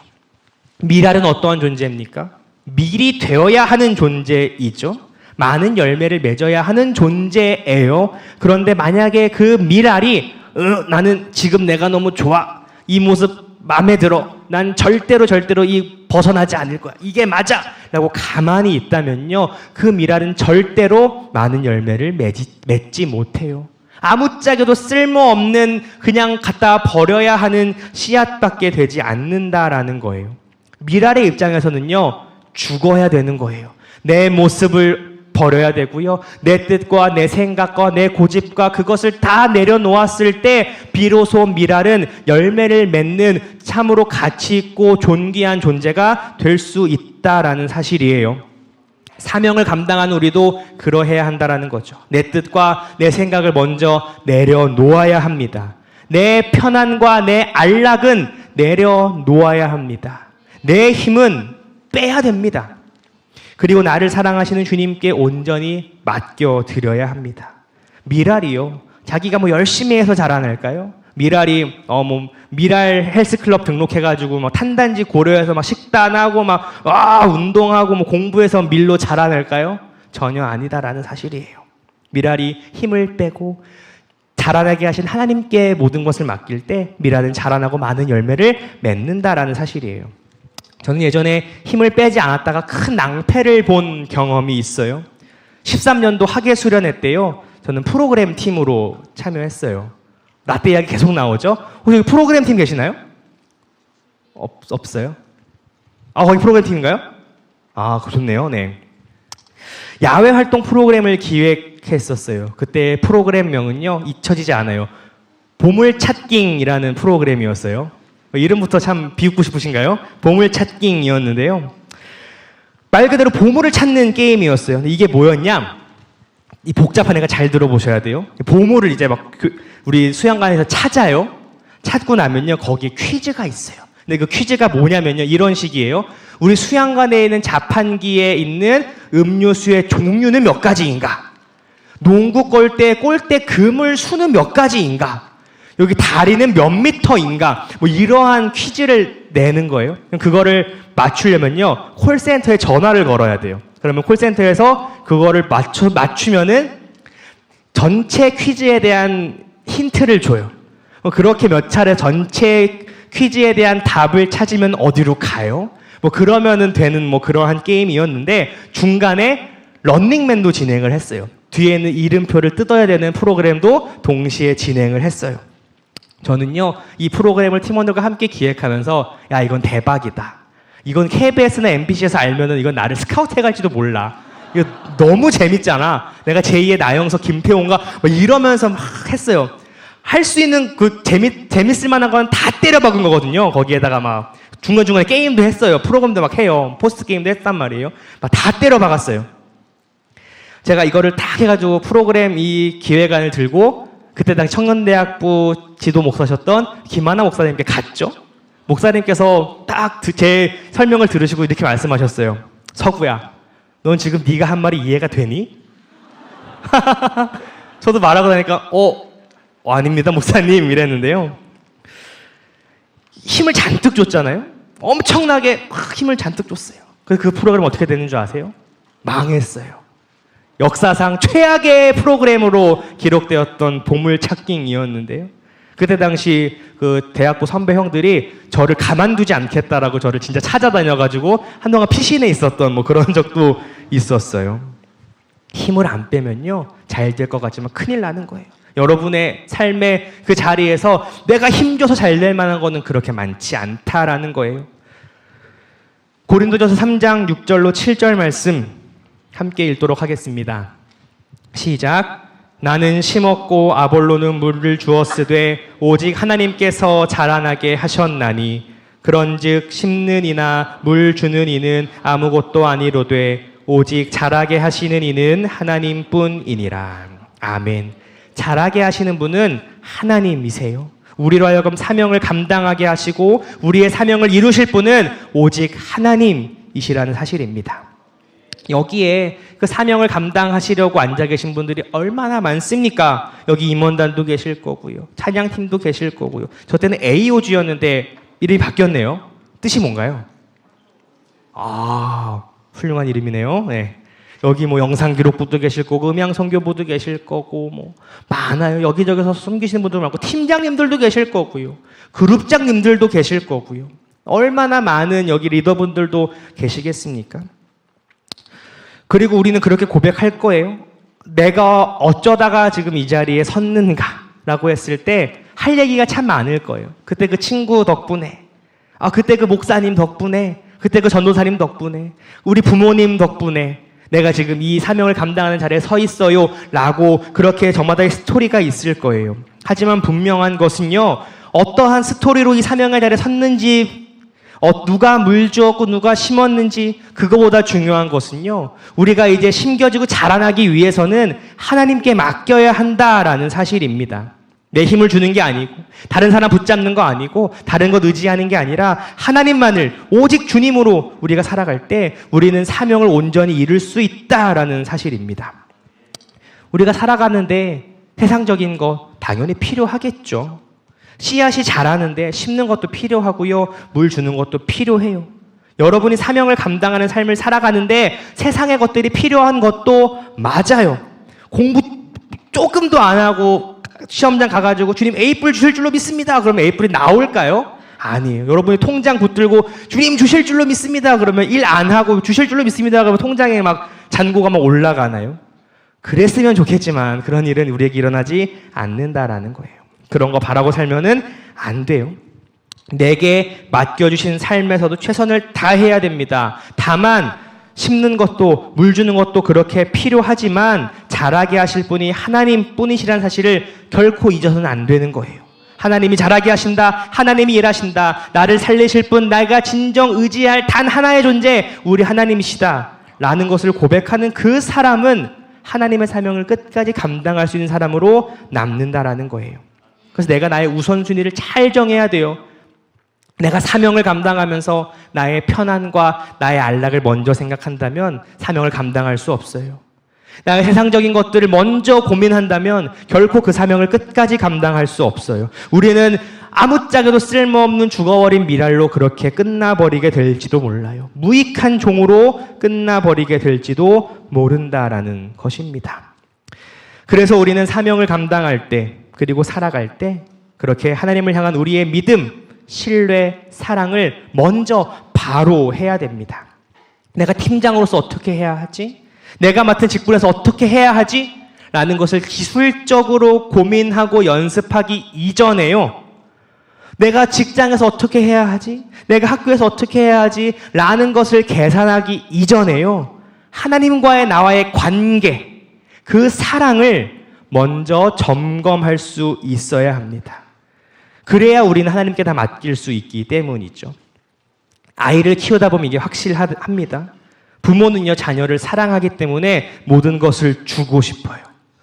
자녀도 부모를 사랑하기 때문에 아직 어린 자녀들은 부모를 사랑하니까 그 부모에게 모든 것을 맡겨요. 부모를 신뢰해요. 자녀가 그렇게 부모에게 모든 것을 맡기면요, 부모는 자녀에게 더 많은 것, 좋은 것을 줄 수 있어요.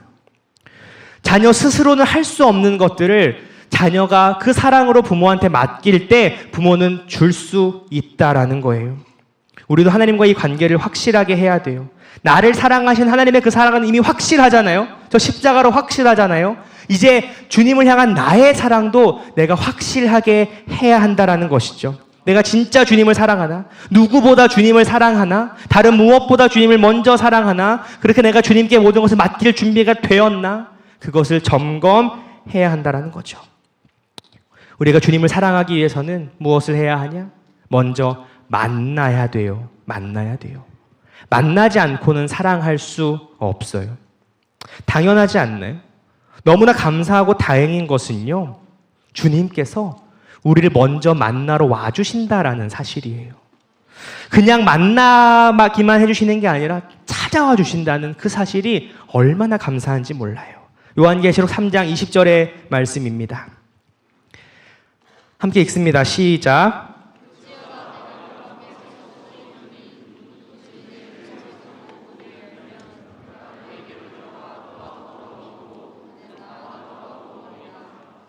아멘. 군종 목사들은 위문이라는 걸 하거든요. 여기 군필자 계시죠? 혹시 군종 목사의 위문을 받아보신 분들은 뭐 있을 건데요. 막 훈련장으로, 뭐 생활관으로, 근무지로 막 먹을 거 싸들고 막 이렇게 가요. 그러면요, 다들 고마워해요. 모두가 감사해 하고요. 목사님 뭐 일하시네 이러면서 되게 좋아한단 말이에요. 한 사람이 다른 사람을 찾아가는 것만으로도 이렇게 모두가 훌륭한데, 잘하는데, 일하는데 라고 하는데, 심지어 예수님이 우리 한 사람을 찾아오시기 위해 우리의 마음의 문을 막 두드리고 계시다라는 그 사실이 얼마나 감사한지 몰라요. 나를 만나주시려고, 나를 살리시려고, 나를 도우시려고 내 마음의 문을 막 두드리고 계시는 예수님의 그 모습을 한번 상상해 보세요. 어찌 감사하지 않을 수가 있겠어요? 누구는 찾아가고 누구는 안 찾아가시냐? 결코 그렇지 않아요. 요한복음 10장 16절에서 예수님은 그렇게 말씀하세요. 내게는 다른 양들이 있어서 내가 인도하여야 한다라고 그렇게 말씀하고 계세요. 여기 있는 양 무리뿐만이 아니라 이 무리 바깥에 있는 그 사람, 그 한 마리의 양도 우리 주님께서는 찾아 나서신다라는 거예요. 나는 절대 아니야 라고 저기 구석에 있는 그 사람에게도 찾아가서 마음의 문을 두드리시고 그 문을 열 때까지 두드리시고 그렇게 만나주시려고 우리 주님께서 오신다라는 거예요. 우리 팀장님들, 그룹장님들, 우리 팀원, 그룹원들 데려가려고 막 연락하셨잖아요. 수련회 가야지 했잖아요. 저는 제 첫 동계 수련회가 생각이 나요. 제 팀장님한테 간다라고 말했어요. 그래서 아까 처음에 이거 보여드렸던 그 티셔츠, 그때 동수 티였던 거를 기억하는데, 티셔츠도 이렇게 저희 팀장님이 제 티셔츠를 들고 수련회장에 왔어요. 저는 오지 않았어요. 귀찮았어요. 최악이죠? 그렇게 저 같은 한 팀원을 위해서, 한 그룹원을 위해서 여러분들 막 연락하고 막 우리 수련회 가야지, 같이 은혜 받아야지, 야 돌아가는 차편도 있대, 왔다가 막 그렇게 했잖아요. 그런데 그거를 여러분만 한 게 아니라 주님께서 이미 여러분에게 그렇게 하셨다라는 사실이에요. 주님께서 나를 그렇게 불러주셨기 때문에 우리가 오늘 여기 있는 거예요. 여러분들이 얼마나 귀한지 다시 한번 스스로 대견하게 여기셔도 좋아요. 지금 금요일 밤이잖아요. 세상 사람들은 불금이라고 제일 놀기 좋아하는 그 시간에 여러분은 이곳에서 세상의 즐거움이 아니라 주 안에서 즐거움을 온전히 누리기 위해 여기 나와 계신 여러분들이잖아요. 누군가는 직장 스케줄을 조정했을 것이고, 누군가는 휴가를 받아서 왔을 것이고, 누군가는 입대를 위해서 다른 데 더 일을 해야 되고, 여러 가지 어려움을 뚫고 이렇게 찾아오신 분들이 많은 줄로 제가 압니다. 여러분들 얼마나 귀합니까? 근데 여러분이 여기 온 게 아니라 주님이 여러분들을 찾아와서 데리고 와주셨다라는 그 사실이에요. 내가 한 줄 알고 내가 일한 줄 알았는데 사실은 하나님이 일하신 거고, 나의 열심인 줄 알았던 그 모든 것이 결국은 하나님의 열심이라는 그 사실 여러분들이 깨달으시기 바랍니다. 그리고 이 수련회에서 아직 주님을 깊게 만나지 못한 분들은 만나시기 바랍니다. 주님을 이미 만난 분들은 더욱 깊게 교제하는 시간이 되기를 바랍니다. 우리를 그렇게 만나주신 주님은 우리와 함께 하여 주시는데요. 마태복음 11장 28절로 30절의 말씀입니다. 함께 읽습니다. 시작. 수고하고 무거운 짐진 자들아 다 내게로 오라. 내가 너희를 쉬게 하리라. 나는 마음이 온유하고 겸손하니 나의 멍에를 메고 내게 배우라. 그리하면 너희 마음이 쉼을 얻으리니 이는 내 멍에는 쉽고 내 짐은 가벼움이라 하시니라. 아멘. 여기 나오는 멍에는요, 이스라엘 그 백성들이 사용할 때 소 한 마리가 끄는 게 아니라 반드시 소 두 마리가 그 멍에를 지고 끌었다라고 하더라고요. 소 두 마리가 한 쌍이었대요. 여기 보면 예수님이 나의 멍에를 지라라고 했잖아요. 그거는 뭐냐? 예수님은 이미 멍에를 지고 계시는 거예요. 내가 져야 할 그거를 예수님이 이미 함께 지고, 야, 일로 와, 같이 하자 라고 하시는 바로 그런 중이라는 거예요. 예수님이 우리를 만나주시고 우리에게 사명을 주시는 거는요, 자, 고생해, 야, 뺑이 쳐라, 난 쉴게, 그게 아니라는 거예요. 예수님이 그 멍에를 나와 함께 져주시면서 굳이 하지 않으셔도 될 그 일을 오직 나를 위해서 함께 해주고 계시다라는 바로 그러한 사실이에요. 내가 세상에서 지고 있는 짐이 얼마나 무겁습니까? 내가 세상에서 겪어야 될 그 어려움이 얼마나 큽니까? 내가 겪어내야 할 그 장애물들이 얼마나 두렵고 무섭습니까? 그런데 주님께서는 그거 다 내려놓게 하시고, 주님이 이미 지고 계신 그 멍에, 나와 함께 져주시기에 가벼워진 그 멍에 내가 지고 주님과 함께 일하게, 훨씬 편하고 수월하고 형통한 길이 내 앞에 펼쳐지게 다 만들어 주신다라는 거예요. 그래서 우리는요, 내가 혼자 하는 게 아니기 때문에 두렵고 떨리는 마음 다 잡을 수 있는 거예요. 주님이 함께 해주시고 도와주시기 때문에 참 다행이다, 참 감사하다라는 생각으로 그 모든 열심을 나도 내어볼 수 있는 것이죠. 이 감격으로, 이 감사로 살아가는 모든 여러분이 되기를 원합니다. 말씀을 정리합니다. 사랑하는, 그리고 참 자랑스러운 우리 대학부 여러분, 하나님은 분명 여러분을 위해, 우리를 위해 그렇게 열심을 내시는 분인 줄로 믿습니다. 참 무익한 우리이지만 그런 우리를 사랑하셔서 주님께서는 우리를 향한 열심을 내어 주십니다. 그렇게 우리의 삶 가운데 일하여 주십니다. 이제 우리도 그에 합당한 반응을 해야 하겠죠? 나를 찾아오신 그 주님의 부르심에 응답하는 내가 되어야 합니다. 나를 사랑하시는 그 주님의 사랑에 나도 사랑으로 나아가야 합니다. 내게 맡겨주시는 주님의 일을 내가 감당해야 합니다. 그때 내 뜻과 내 생각은 내려놓고 내 힘도 다 빼고 오직 주님으로, 주님께 모든 것을 맡길 수 있는 믿음과 용기가 바로 여러분의 것인 줄로 믿습니다. 사랑하는 여러분, 하나님의 열심에 내 모든 것을 맡길 수 있는 그 믿음을, 그리고 그 믿음을 붙잡을 수 있는 삶의 용기를, 그리고 그 믿음의 용기를 내 삶 속에서 낼 수 있는 주님의 지혜를 오늘 여러분에게 우리 주님께서 주시기를 간절히 원합니다. 기도하겠습니다.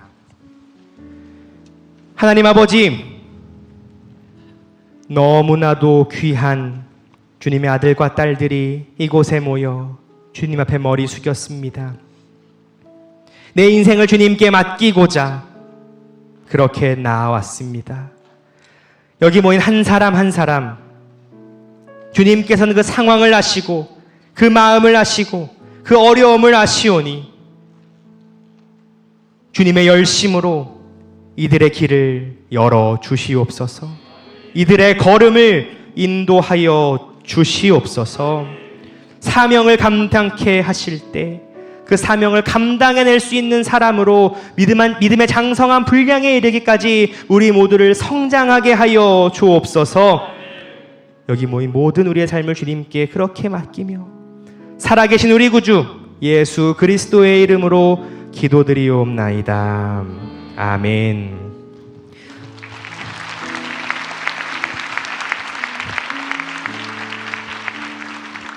이 시간 함께 찬양하고 기도하기 원하는데요.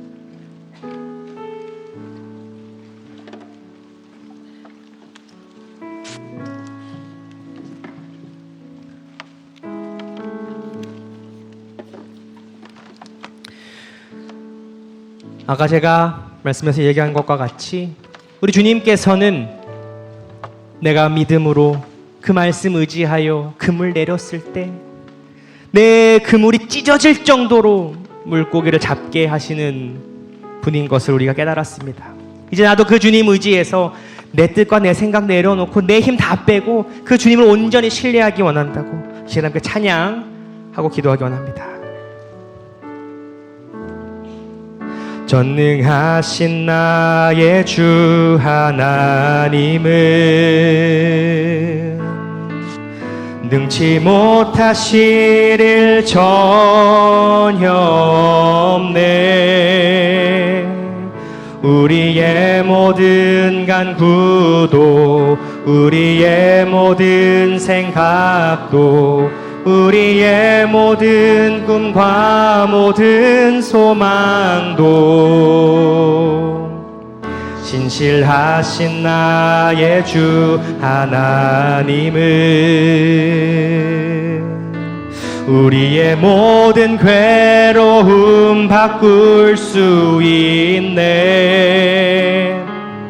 불가능한 일 행하시고 죽은 자를 일으키시니 그를 이길 자 아무도 없네. 주의 말씀 의지하여 주의 말씀 의지하여 깊은 곳에 금을 던져 오늘 그가 놀라운 일을 이루시는 것 보라. 주의 말씀 의지하여 믿음으로 금을 던져 믿는 자에게 능치. 다시 한번 찬양하기 원합니다. 전능하신 나의 주 하나님은 전능하신 나의 주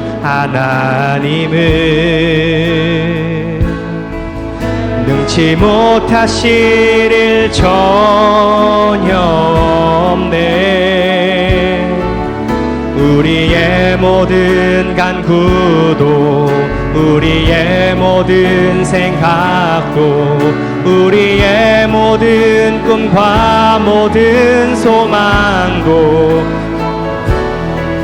신실하신 나의 주 하나님은 우리의 모든 괴로움 바꿀 수 있네. 불가능한 일 행하시고 죽은 자를 일으키시니 그를 이길 자 아무도 주의 말씀만 의지하기 원합니다. 주의 말씀 의지하여 깊은 곳에 금을 던져 오늘 그가 놀라운 일을 이루시는 것 보라. 주의 말씀 의지하여 믿음으로 금을 던져 믿는 자에게는 다시 한번 주의 말씀 의지하여 주의 말씀 의지하여 깊은 곳에 금을 던져 오늘 그가 놀라운 일을 이루시는 것 보라. 주의 말씀 의지하여 믿음으로 금을 던져 믿는 자에게 능치 못함 없네. 이 하나님께 기도하기 원합니다. 기도하실 때 다른 사람은 모르지만 우리 주님은 아시는 나의 삶의 모든 어려움, 나를 두렵게 하는, 나를 걱정하게 하고 염려하게 하는 그 모든 어려움, 내가 이 시간 주님께 내어놓을 때에 내가 믿음으로 말씀에 의지하여 주님 앞에 나아갈 때에 주님, 내 삶의 열심을 내어주시어 내 삶에 일하여 주시어 내가 형통함을 경험하게 하여달라고, 내 삶의 모든 두려움 주님께 맡길 때에 그 두려움 떠나가게 하여달라고 이 시간 나의 삶을 놓고 함께 기도하기 원합니다. 기도하시겠습니다. 하나님 아버지, 여기 모인 모든 주님의 아들과 주님의 딸들의 삶 가운데 함께하여 주시옵소서. 그리고 여기 모인 주님의 아들과 딸들이 주님께 인생을 맡깁니다. 주님 도와주시옵소서. 그리고 여기 모인 주님의 아들과 딸들이 그렇게 주님을 붙잡습니다. 그렇게 주님을 의지합니다. 말씀 의지하여 엎드립니다. 주님, 이들의 상황 형편 주님은 아시니 주님 함께하여 주시옵소서. 머리카락의 숫자까지 헤아리시는 그 주님께서 오늘 이 가운데 역사하여 주시어 주님께 그 삶을 맡기는 여기 모인 귀한 아들과 딸들의 그 형편 주님께서 하시는 대로 주님께서 나아지게 하여 주옵소서. 취업의 어려움 해결하여 주옵소서. 신앙의 어려움 해결하여 주옵소서. 육신의 질병 해결하여 주옵소서. 마음의 어려움 해결하여 주옵소서. 관계의 어려움 도와주시옵소서. 주님 함께하여 주시옵소서. 도와주시옵소서. 우리가 말씀으로 나아갈 때, 주님을 의지하여 나아갈 때 우리의 그물이 찢어지는 놀라운 역사를 허락하여 주옵소서. 여기 모인 모든 이들의 삶 가운데 그러한 기적이 일어날 수 있도록 주여 도와주시옵소서. 우리의 삶을 주님께 맡길 때에 주님 우리를 긍휼히 여겨 주옵소서. 주님 도와주시옵소서. 아버지 역사하여 주시옵소서. 주님 도와주시옵소서.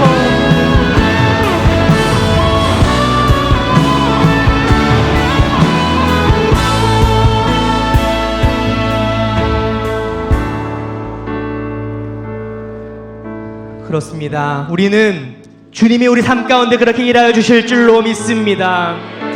내가 주님께 내 삶을 맡길 때 우리 주님 그렇게 내 삶에 역사하여 주실 줄로 믿습니다. 내 머리카락의 숫자까지도 헤아리시는 그 주님께서 내 삶에 주님의 때에 주님의 방법으로 놀라운 일들을 이루실 줄로 믿습니다. 이 시간 그 믿음으로 주님의 일하심을 바라며 함께 찬양하기 원합니다. 저물어 갈 때, 빈들에서 걸을 때, 그때가 하나님의 때. 내 힘으로 안 될 때, 빈손으로 걸을 때, 내가 고백해 여호와 이래.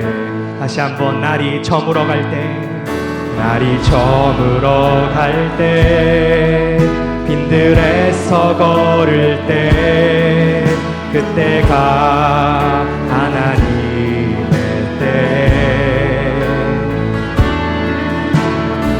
으로 안 될 때, 빈손으로 걸을 때, 내가 고백해 여호와. 주님께서 삶 가운데 일하십니다. 주가 일하시네, 주가 일하시네. 주께 아끼지 않는 자에게 주가 일하시네, 주가 일하시네. 신뢰하며 걷는 자의 우리 모인 이곳에, 이곳에 주님 함께 계시네. 누리네 아버지 은혜. 적은 떡과 물고기 내 모든 것 드릴 때 모두 고백해 여호와. 주가 일하시네, 주가 일하시네 주가 일하시네 주께 아끼지 않는 자에게 주가 일하시네 주가 일하시네 신뢰하며 걷는 자 다시 한번 주가 일하시네 주가 일하시네 주가 일하시네 주께 아끼지 않는 자에게 주가 일하시네 주가 일하시네 신뢰하며 걷는 다시 한번 마지막으로 주가 일하시네 주가 일하시네 주가 일하시네 주께 아끼지 않는 자에게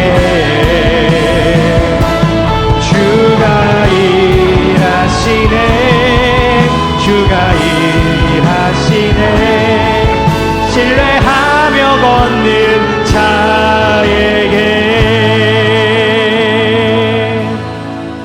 그렇습니다. 주님께서 우리 가운데 일하여 주실 줄로 믿습니다. 우리 모인 이곳에 주님이 함께 계시는 줄로 믿습니다. 우리가 그 은혜를 누리게 될 줄로 믿습니다. 이 시간 기도하실 때 우리 이 청년대학부 공동체를 위하여 기도하기 원합니다. 새벽 이슬 같은 귀한 청년들이 모였습니다. 우리가 나 자신만을 위해 기도하는 것이 아니라 이 교회를 위하여 기도합니다. 시대가 악하여서 많은 이들이 교회를 떠나고 있는 이때에 우리가 함께 모여 더 주님의 일하심을 바라보기 원한다고 함께 모여 은혜를 나누고 함께 모여 주님과 함께 살아가기를 원한다고 우리가 이 대학부를 사랑하는 마음으로 이 교회를 위하여 간절한 마음으로 주님 이름 3번 부르짖고 기도하기 원합니다. 주여 주여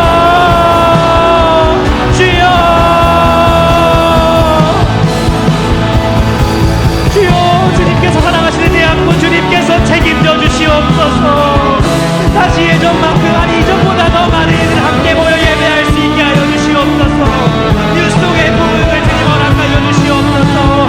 우리 주님께 사랑하시는 명성교회 주님께서 책임져 주시옵소서. 나라를 사랑하는 하나님 목사님과 모든 교역자들 모든 섬기는 이들 주님 도와주시옵소서. 이 대학부 주님께서 살려주시옵소서. 이 다음 세대를 주님께서 책임져 주시옵소서. 믿음으로 승리하는 이들 믿음으로 나아가는 이들이 더욱 많아지게 하여 주시옵소서. 대학부 주님 책임져 주시옵소서. 다시금 뉴스동 예배의 자리가 차고 넘치게 하여 주시옵소서. 더 많은 이들이 나와 은혜 받는 시간 더 많은 이들이 주님을 만나는 시간 더 믿음의 교제를 하는 시간 그 시간으로 예배를 삼아 주시옵소서. 그러한 공동체되게 하여 주시옵소서. 오직 주님으로 살아가는 이들이 많아지게 하여 주시옵소서. 주님 도와주옵소서. 이 청년대학부 공동체를 주님 살려주시옵소서. 주님 일하여 주시옵소서. 함께 모여 은혜를 나누고 함께 모여 은혜를 누리는 그러한 공동체들에게 주님 도와주시옵소서. 주여 도와주옵소서. 주여 함께하여 주옵소서. 주님께서 뉴스동을 살려주옵소서. 주님께서 붙잡아 주옵소서. 다시금 자리가 차고 넘치게 하여 주옵소서. 주님 역사하여 주시옵소서. 주여 도와주시옵소서.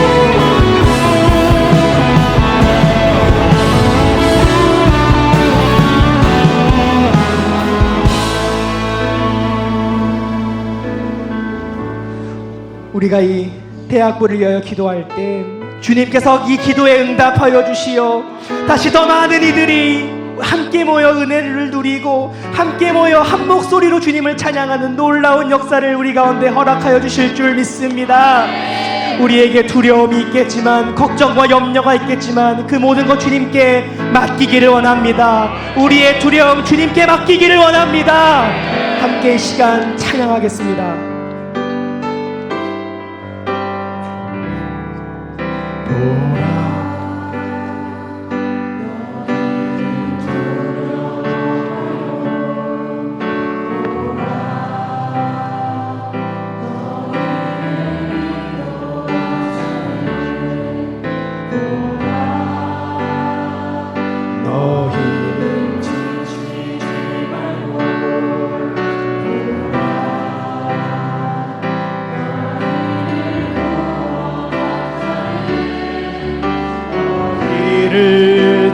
누르던 적은 어디 있느냐 너희를 억누르던 원수는 어디 있느냐 보라 하나님 구원을 보라 하나님 능력을 너희를 위해서 싸우시는 주의 손을 보라 보라 하나님 구원을 하나님 구원을 보라 하나님 능력을 너희를 위해서 싸우시는 주의 손을 다시 한번 찬양합니다. 보라 너희는 두려워 말고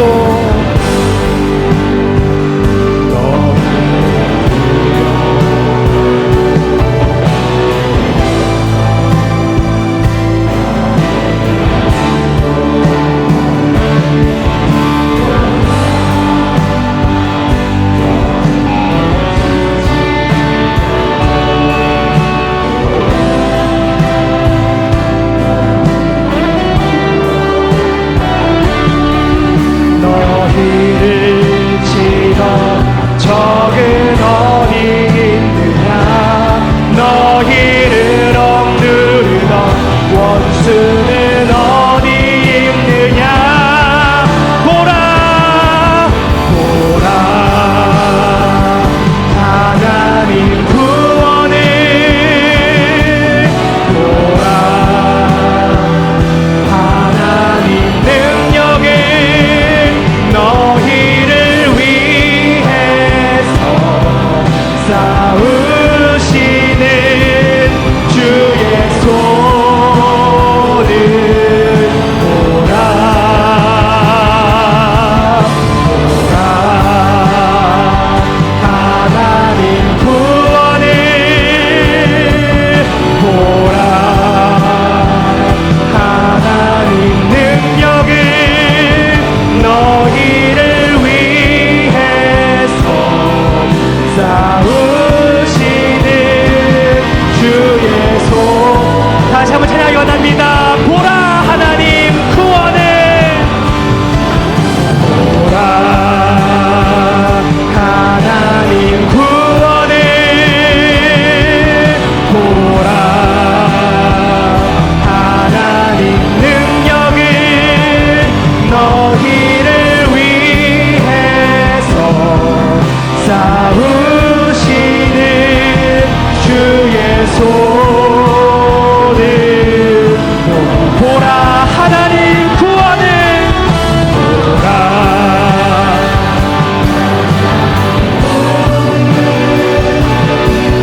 보라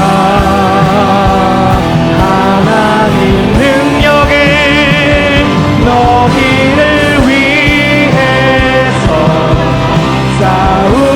싸우시는 주의 손을 보라. 이 시간 마지막으로 기도할 때에 내 옆 사람들을 위하여 함께 기도하기 원합니다. 내 앞뒤 사람들을 위하여 기도하기 원합니다. 우리가 함께 주님의 능력을 보기 원한다고 내 삶에 일하시는 그 열심을 내가 바라보기 원한다고 그렇게 내 옆 사람을 위하여 내 상황은 잘 알지 못하나 주님의 일하심을 내가 바란다고 주님께서 너를 통하여 일하시기를 원한다고 우리를 통하여 일하시기를 원한다고 이 시간 서로 중보하며 함께 기도하기 원합니다. 기도하시겠습니다.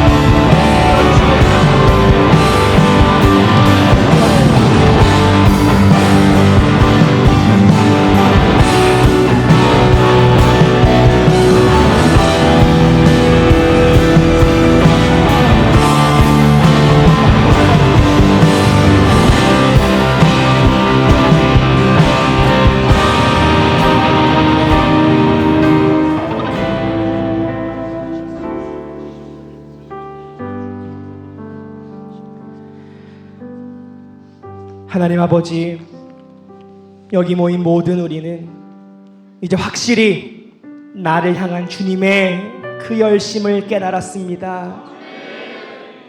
나 한 사람을 위해 목숨까지 내어주신 그 주님께서 오늘 내 삶을 책임져 주실 것을 이제 확실히 깨달았습니다.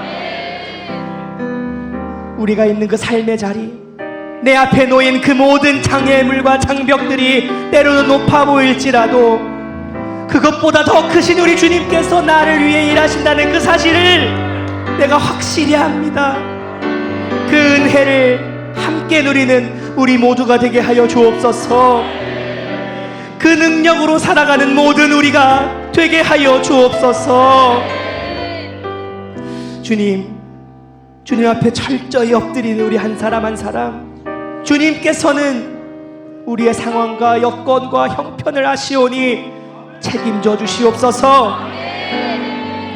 내 삶의 모든 어려움 주님이 도와주시옵소서.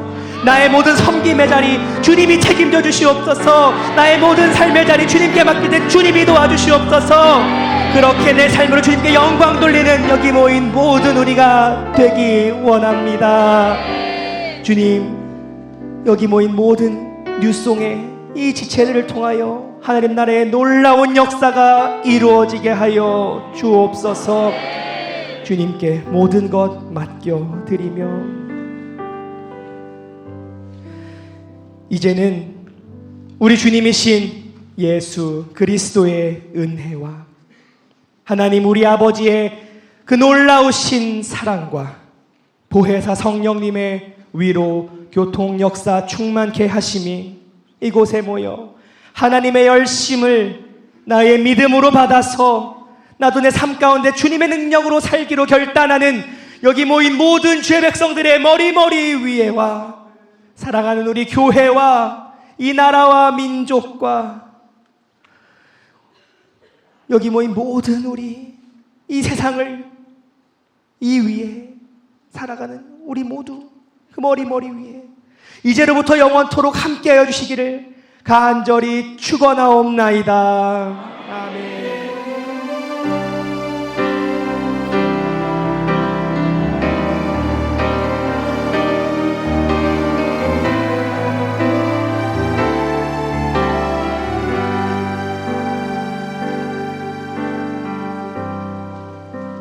네, 우리 귀한 말씀 전해주신 우리 최고의 목사님 잠시 앞쪽으로 우리 박수하겠습니다. 우리 감사의 박수.